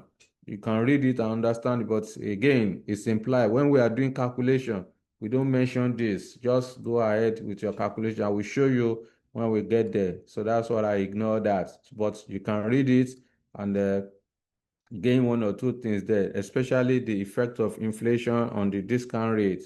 Okay, so but all those ones, let's move on to where you have major things to do. Now, on the day of your exam, if there are general rules that you have to follow, but before you get to that general rules, it is possible, all right, if you are given money cost of capital and you want to convert it to real cost of capital, how do you do it? If you are given real cost of capital and you want to convert it to money cost of capital, how do you calculate it? It is also possible in the question that examiner may give to you money cost of capital and then real cost of capital, but general inflation rate may not be given to you. How do you do it? Now, to calculate money cost of capital, real cost of capital, and then general inflation rates, you are expected to use Fisher effect formula. All right. you use Fisher effects formula to get your money cost of capital, real cost of capital, and then general inflation rate. According to Professor Ivan Fisher, which is the person that developed this formula, okay, he said that 1 plus money cost of capital is equal to 1 plus real cost of capital multiplied by 1 plus general inflation rate. Excuse me. So this equation number 1 is the general formula. Is the general formula that you can use to get your money cost of capital, real cost of capital, and then general inflation rate. So from this general formula, if I want to calculate money cost of capital, that is, I want to make money cost of capital, which is M. I want to make M the subject of the formula. How am I going to do it? Very simple. I want to make M the subject of the formula. All I need to do is to transfer this one that is standing behind M. What's wrong with you? Excuse me, Jerry. Why are you not cleaning?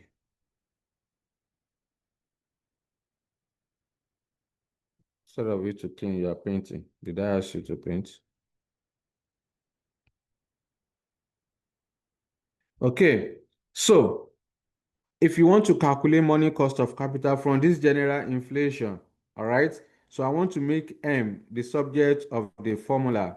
So in this case, what am I supposed to do? The one that is 1, is 1 plus M. So I will carry this M to the other side. Once the M, once this 1 move to the other side, it will become negative. So that's why you are seeing 1 plus R multiplied by 1 plus I all minus 1. So this is the formula that you are going to use to calculate money cost of capital. Okay, that's the formula to calculate money cost of capital. Again, from the general equation, if I want to calculate real cost of capital is denoted as R. So I want to make this R the subject of the formula. What am I supposed to do? In this case, I need to divide both sides by 1 plus I, because this 1 plus I is disturbing 1 plus R. I can't just remove 1 plus I just like that. So I need to divide both sides by 1 plus I. Therefore, to get my real cost of capital, which is R, I would then say R is equal to 1 plus M divided by 1 plus general inflation rate, all minus 1. So this is the formula for calculating real cost of capital. Again, it is possible that you are given money cost of capital and then real cost of capital, but you don't have general inflation rate. Therefore, you want to make high the subject of the formula. You want to calculate for I, general inflation rate. So the same way you calculate the real cost of capital, that is, you divide both sides by 1 plus R. So it will give you your general inflation rate will then be equal to 1 plus money cost of capital divided by 1 plus real cost of capital, all minus 1. So this is the formula for calculating the general inflation rate. That's the formula for calculating the general inflation rate. So that is for that. You need to master that, because at times in a question, once you are given real cost of capital and you need money cost of capital, then so since you need money cost of capital, this is the formula you are going to use.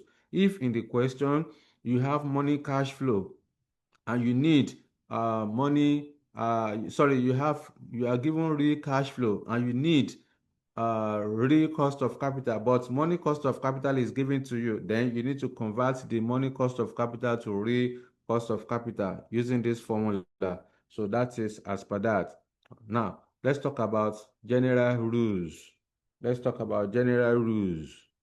There are specific rules you must follow in relation to inflation. Okay, there are specific rules.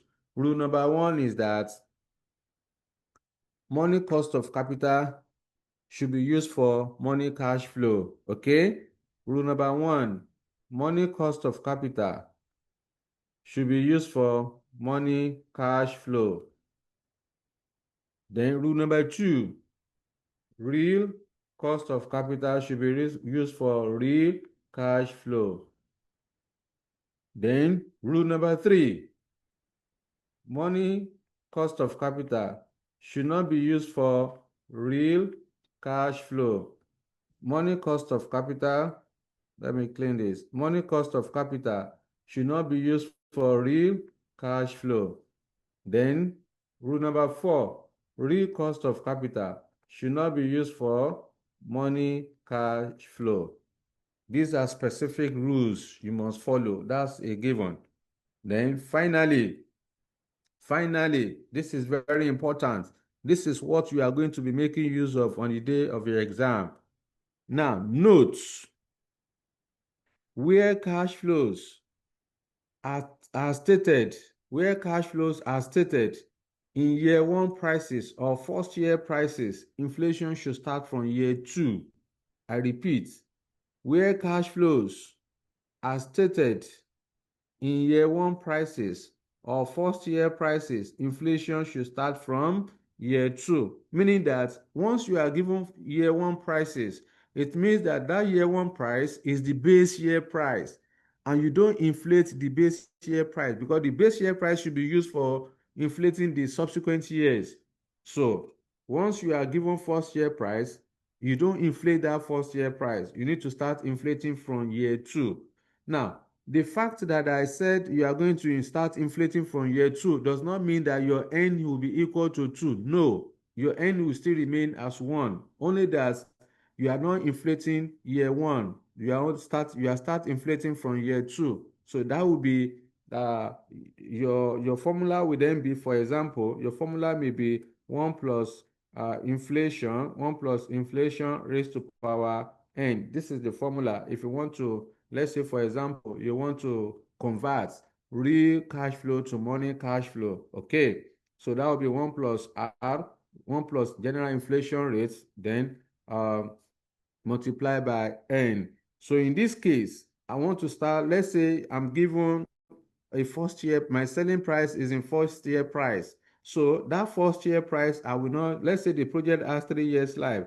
I will say year 1, year 2, then year 3. So the selling price for year 1, give it to us. Let's say, for example, is 100 naira.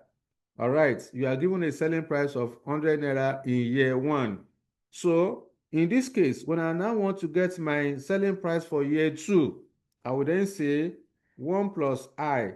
Let's say the inflation rate given to us is 5% for selling price. Inflation rate on selling price is 5%. So in this case, to get the cash flow for year 2, to get the selling price for year 2, I will say 1.05 raised to power 1. That is, I'm using year 1 price to inflate year 2. To get year 2. All right. So in this case, whatever I have here as 1.05, so it's what I'm going to put here for as my inflation. Okay, as my selling price for year 2. So I will also use year 2 price to inflate to get the selling price for year 3. So you continue the iteration just like that. All right. So that is essence of this formula here. But again, I said you should ignore it because it is implied in the question. By the time you see live question, you understand what I'm trying to say. All right. So like I said, the fact that I said you should start inflating from year 2 does not mean you then come here and say raised to power 2. No, it doesn't work that way. All right. So you still start from year 1. If I now want to do for year 3 now, whatever answer I have here, let's say this one is 105, for example. So when I now want to do for year 3, I will say 1.05 raised to power 2. Okay, raised to power 2. Whatever I have, let's say this one is 110. So to continue to increase like that. Okay, so that's that. Then the second point here is that when cash flows are stated in today's prices, year 0 prices, or current value terms, inflation should start from year 1. I repeat, when cash flows are stated in today's prices, year 0 prices, or current value terms, inflation should start from year 1. So that's what you need to do. Again, when we have live questions, I will tell you, I will call your attention. Okay, I will draw your attention to this point when we get there. But for now, just have this basic understanding that when cash flows are stated in year one prices or first year prices, you should start inflating from year two. Also, when cash flows are stated in today prices, year zero prices or current value terms, start inflating from year one. Okay, so these are the concepts you need to understand in relation to inflation. So go ahead, read the material, develop your notes, summarize notes so that you have the understanding. I've already explained to you all what you need to do. All right, but to have additional knowledge or exposure on this, then go to your material and read details, especially if you have the golden book. Okay, so that is for that. Finally, the final scope that we are going to discuss today will be the impact of taxation in capital budgeting. How do you incorporate taxation in capital budgeting? All right, before we start, let me know if you have any question for me. Let me know if you have any question for me. Okay. All right. So let's talk about impact of taxation. Now, ordinarily, once a company makes profits, that such company is expected to pay tax, similar to projects. Okay, when a project generates returns, so the project will also pay. The project must pay some element of tax. All right. However, when a company incur qualifying capital expenditure, for example, a company bought non-current assets like equipment, plant and machinery, furnitures, even building, all right? So the company is expected to claim qualifying capital expenditure, all right? Sorry, the company is expected to claim capital allowance on those non-current assets because capital allowance is an allowance granted in lieu of depreciation, okay? When a company incur qualifying capital expenditure, the company is expected to is expected to claim capital allowance on the non-current assets. There are three major reasons. Okay, there are three major reasons or purpose of incorporating tax in capital investments. One is to determine the amount of tax liability that the company will pay on the project. Two is to determine tax saved on capital allowance. To determine tax saved on capital allowance. Then three, the timing of the cash flow. Let's pick it one by one. The first one, tax liability. All right. The tax liability is a tax that the company is expected to pay on the project. To get the tax liability, you are supposed to multiply the company tax rates on the taxable profit, all right, on the project. So that will be the tax liability, all right. The second purpose of incorporating tax in capital investment is to determine tax saved on capital allowance because the company has incurred qualifying capital expenditure, then the company is expected to claim capital allowance on the asset. So for this purpose, you need to determine the tax saved on the capital allowance. How do you calculate the tax saved on capital allowance? I will show you later on. All right. So the tax saved is just the capital allowance you have already calculated, you multiply with the company tax rates. I will show you as soon as, when we get there shortly. Now, the third reason for incorporating tax in capital investment is to determine the timing of the cash flow. You want to know when are you supposed to pay the tax liability or when are you supposed to claim the capital allowance. Is the tax going to be paid in the current year that the profit is earned or 1 year in arrears? All right. You want to know whether tax will be paid in the current year or in arrears, or whether capital allowance will be claimed in the current year or in arrears. One thing you need to understand is that as far as taxation is concerned in investment appraisal, your tax liability, your capital allowance must follow the pattern of your tax liability. I repeat, in capital investments, capital allowance must follow the pattern of your tax liability. What do I mean? If tax liability is in the current year, your capital allowance must also be claimed in the current year. If your tax liability is in arrears, that is after 1 year, then your capital allowance must also be claimed after 1 year. All right, so it must follow the pattern. Capital allowance must follow the pattern of your tax liability. So that is as per that. Now, what are the types of capital allowance? As in finance, there are majorly 4 types of capital allowance. We have initial allowance, annual allowance, balancing allowance, and balancing charge. What do you mean by initial allowance? Okay, what is initial allowance? The initial allowance is an allowance claimable, okay, once in the lifetime of the assets. Okay, so it's an allowance claimable once in the lifetime of the asset. Once you claim the initial allowance, you can't reclaim it again because it's only once you are supposed to claim it. Then, for if you are in a question, examiner will give you the initial allowance rates. So to get the initial allowance, just multiply the initial allowance rates with the cost of the project or cost of the assets. So that will give you the initial allowance. Okay, that will give you the initial allowance.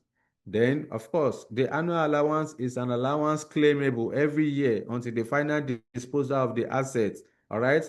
Annual allowance is an allowance claimable every year until the final disposal of the assets. So every year you are going to be claiming the annual allowance. What at the final year, once the asset is disposed of, then you stop claiming the annual allowance. So to get the annual allowance, just multiply the annual allowance rate. Okay, you multiply the annual allowance rate either on the, it depends whether it's on a straight line basis or on a reducing balancing basis. So examiner will surely tell you how you are going to claim your annual allowance. All right, then that's for that. Then what about the balancing allowance? What do you mean by balancing allowance? Balancing allowance represent the difference between balancing allowance and balancing charge. It's the same thing. The balancing allowance or balancing charge represent the difference between the tax rated down value from the preceding years and the disposal value. Okay, the difference between tax rated down value and the sales proceed represent the balancing allowance or balancing charge. The difference between the two is that if the tax written down value from the preceding year is greater than the sales proceed, then the difference is called balancing allowance. I repeat, once the tax written down value from the preceding year is greater than the sales proceed, then it is called, the difference is called balancing allowance. Say for example, you are given a tax written down value of 100, okay, of 100 million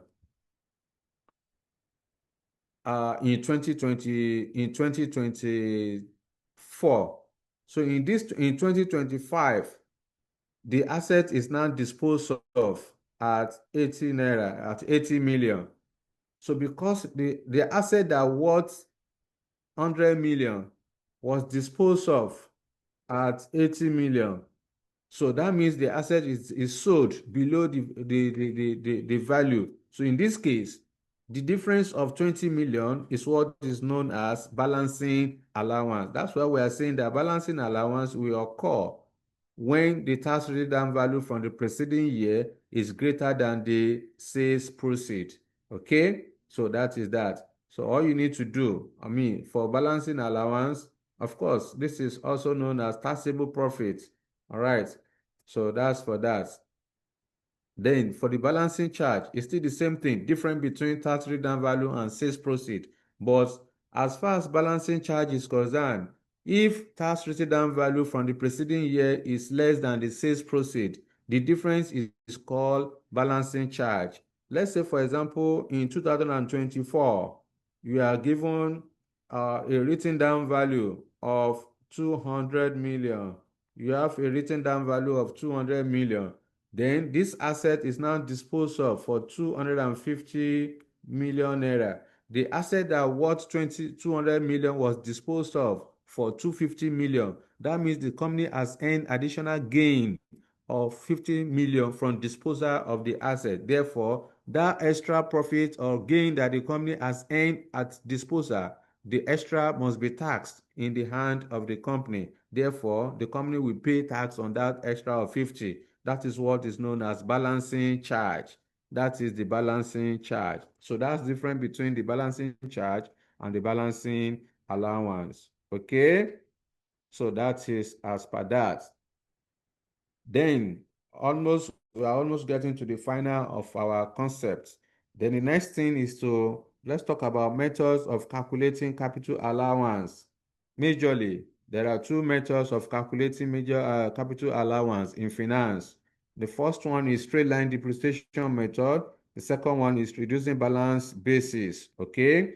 Now, for the straight line method, of course, under this method, you are supposed to claim the same allowance for each year until the final disposal of the asset. Every year it should be the same amount. Let's say, for example, the cost of the project is 500 million, and this project will last for the next 5 years. So I will just divide this one by 5. So every year you are going to be claiming 100 million. Okay. So to be on a straight line basis, year 1, 100 million, year 2, 100 million, year 3, 100 million.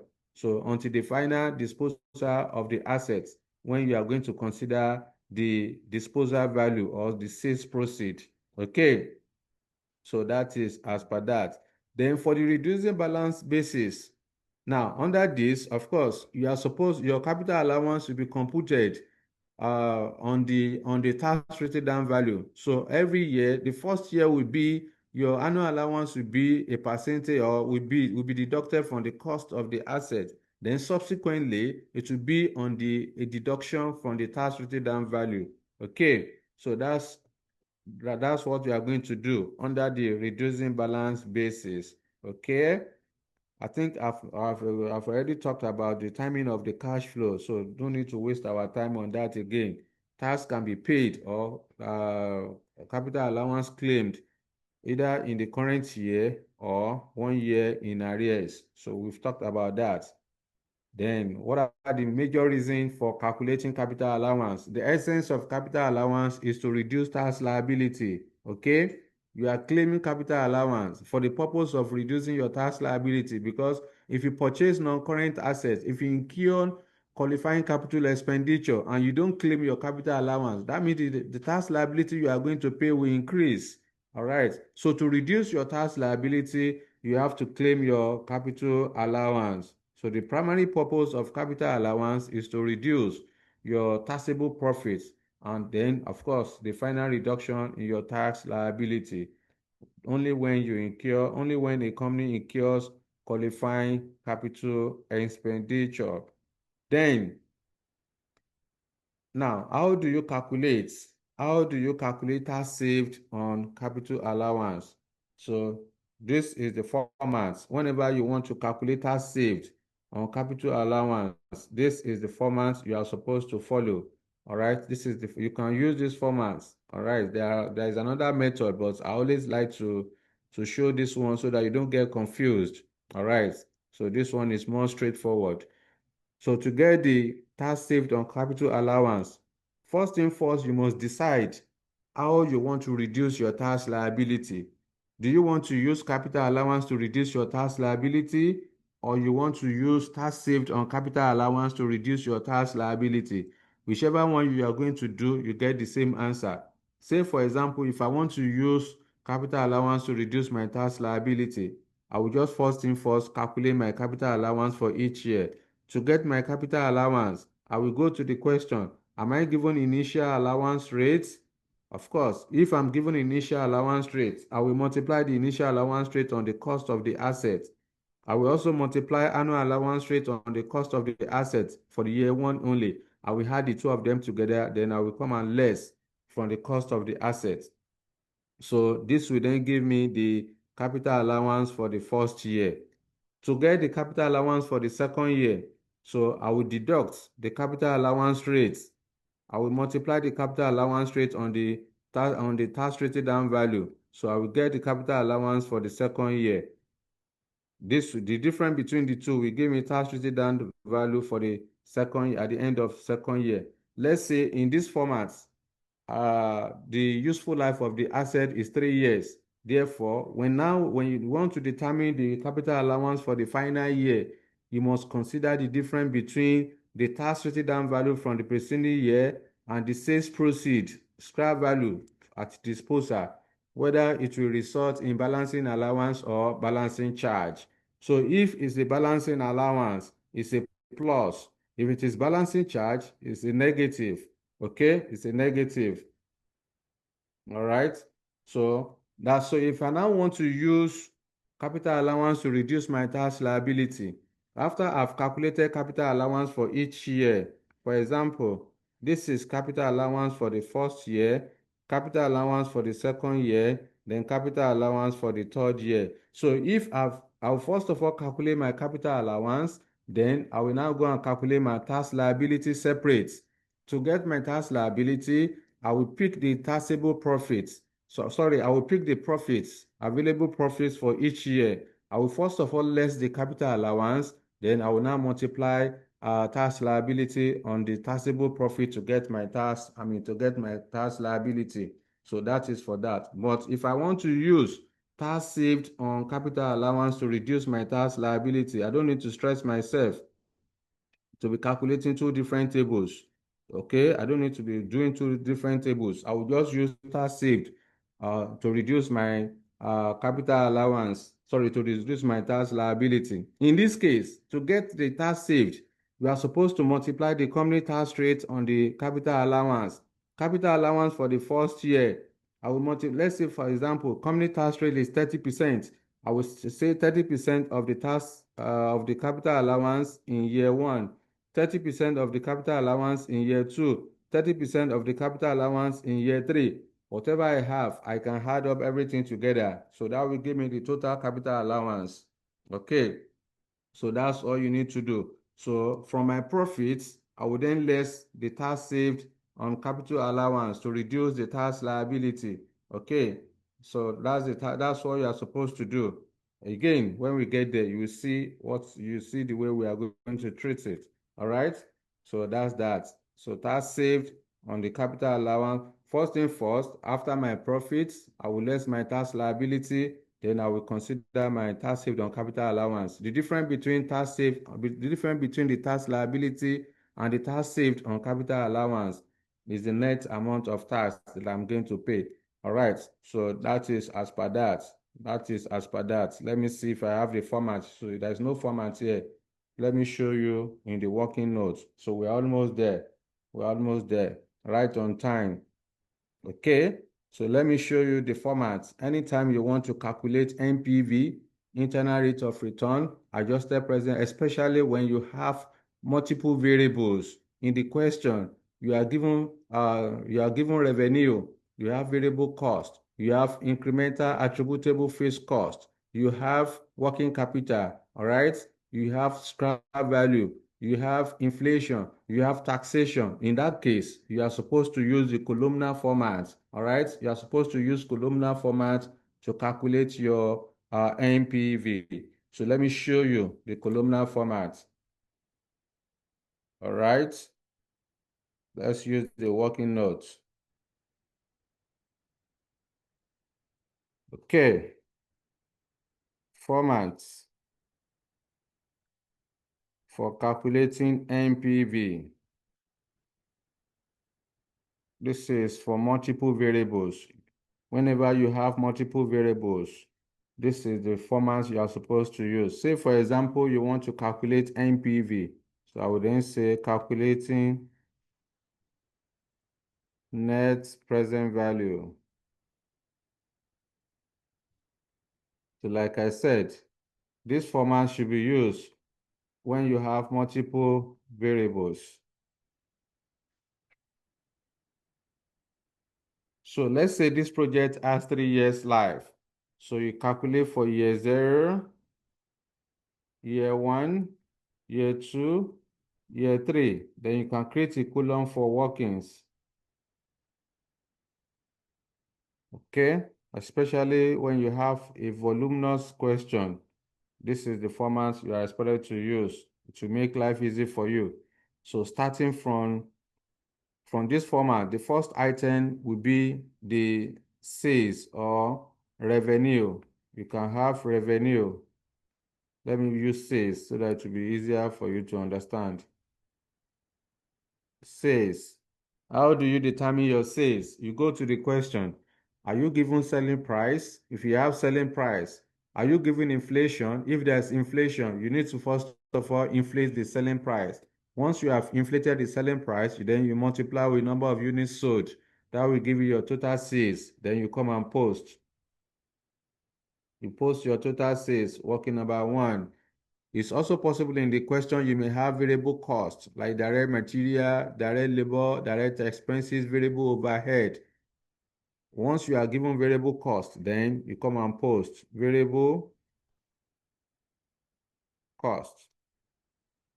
Now, it is possible the examiner may give you variable cost per unit. You may also, in that variable cost per unit, you may be given inflation rates. If there's inflation rate, you need to first of all inflate the variable cost per unit.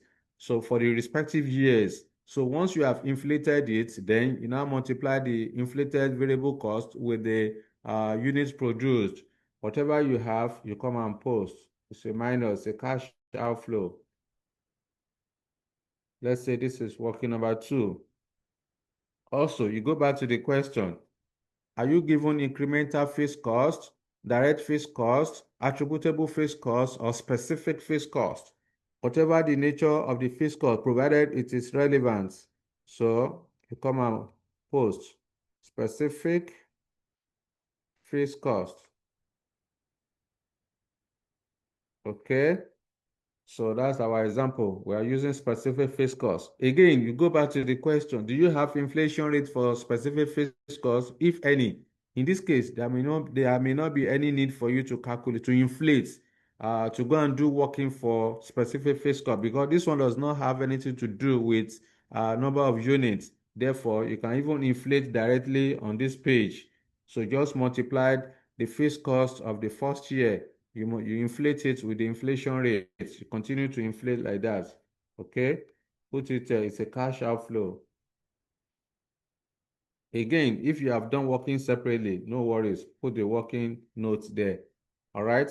So let's limit it to this. Then after this, you find the difference. The difference here will represent the profits. Okay? This will give us profits for each year. Immediately after profits, you are supposed to pay tax liability. So you pay tax at company tax rates. You multiply company tax rates on the profits.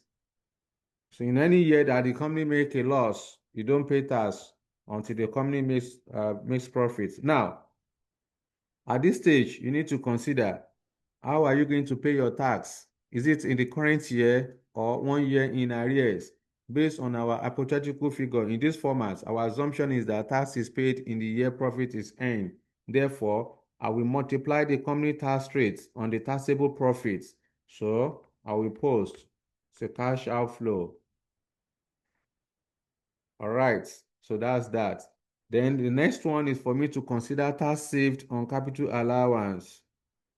Tax saved on capital allowance. To get my tax saved on capital allowance, I will go and use the format I just showed you the other time. I will calculate capital allowance for each year. I will calculate tax saved on the capital allowance. Whatever I have, I will come and post. This will reduce my tax liability. Let's say this is working number 4. All right. Then after this, I will then consider the sales proceed or scrap value.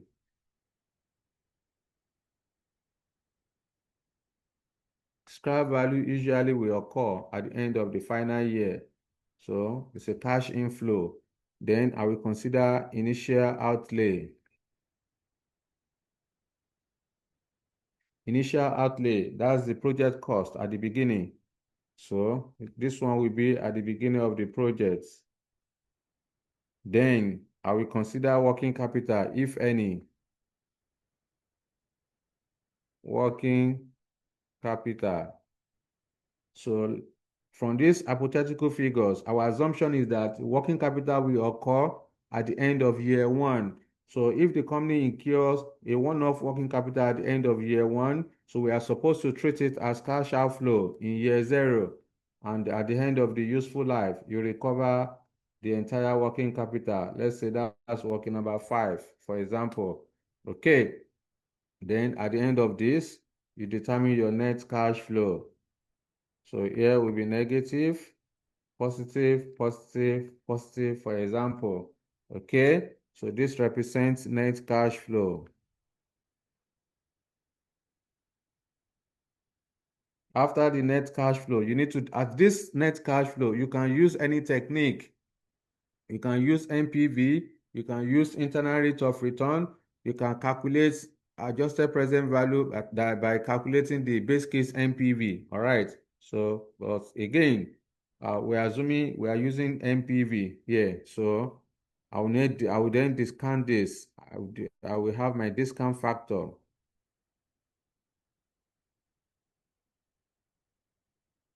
Okay, at X percentage. Discount factor at X percentage. So I will then go back to the question. If I have inflation rates, I will go back to the question, what kind of cost of capital is this? Is this real cost of capital or money cost of capital? The information will be there for you in the question to identify that. Okay, discount factor for year zero is 1. So I will get this one for year 1, year 2, year 3. Again, I will then multiply to get the present value. This is present value. So to get the present value, multiply the net cash flow with the discount factor. So for year zero to be negative, positive, positive, positive. Then we need to get the NPV. So here is the net present value. So to get the NPV, you remember we said that NPV represents the difference between the present value of cash inflow and the present value of cash outflow. I will add up the positive present value. I will net off the negative present value. The difference could be positive or negative. That's my NPV. Then I will make a decision.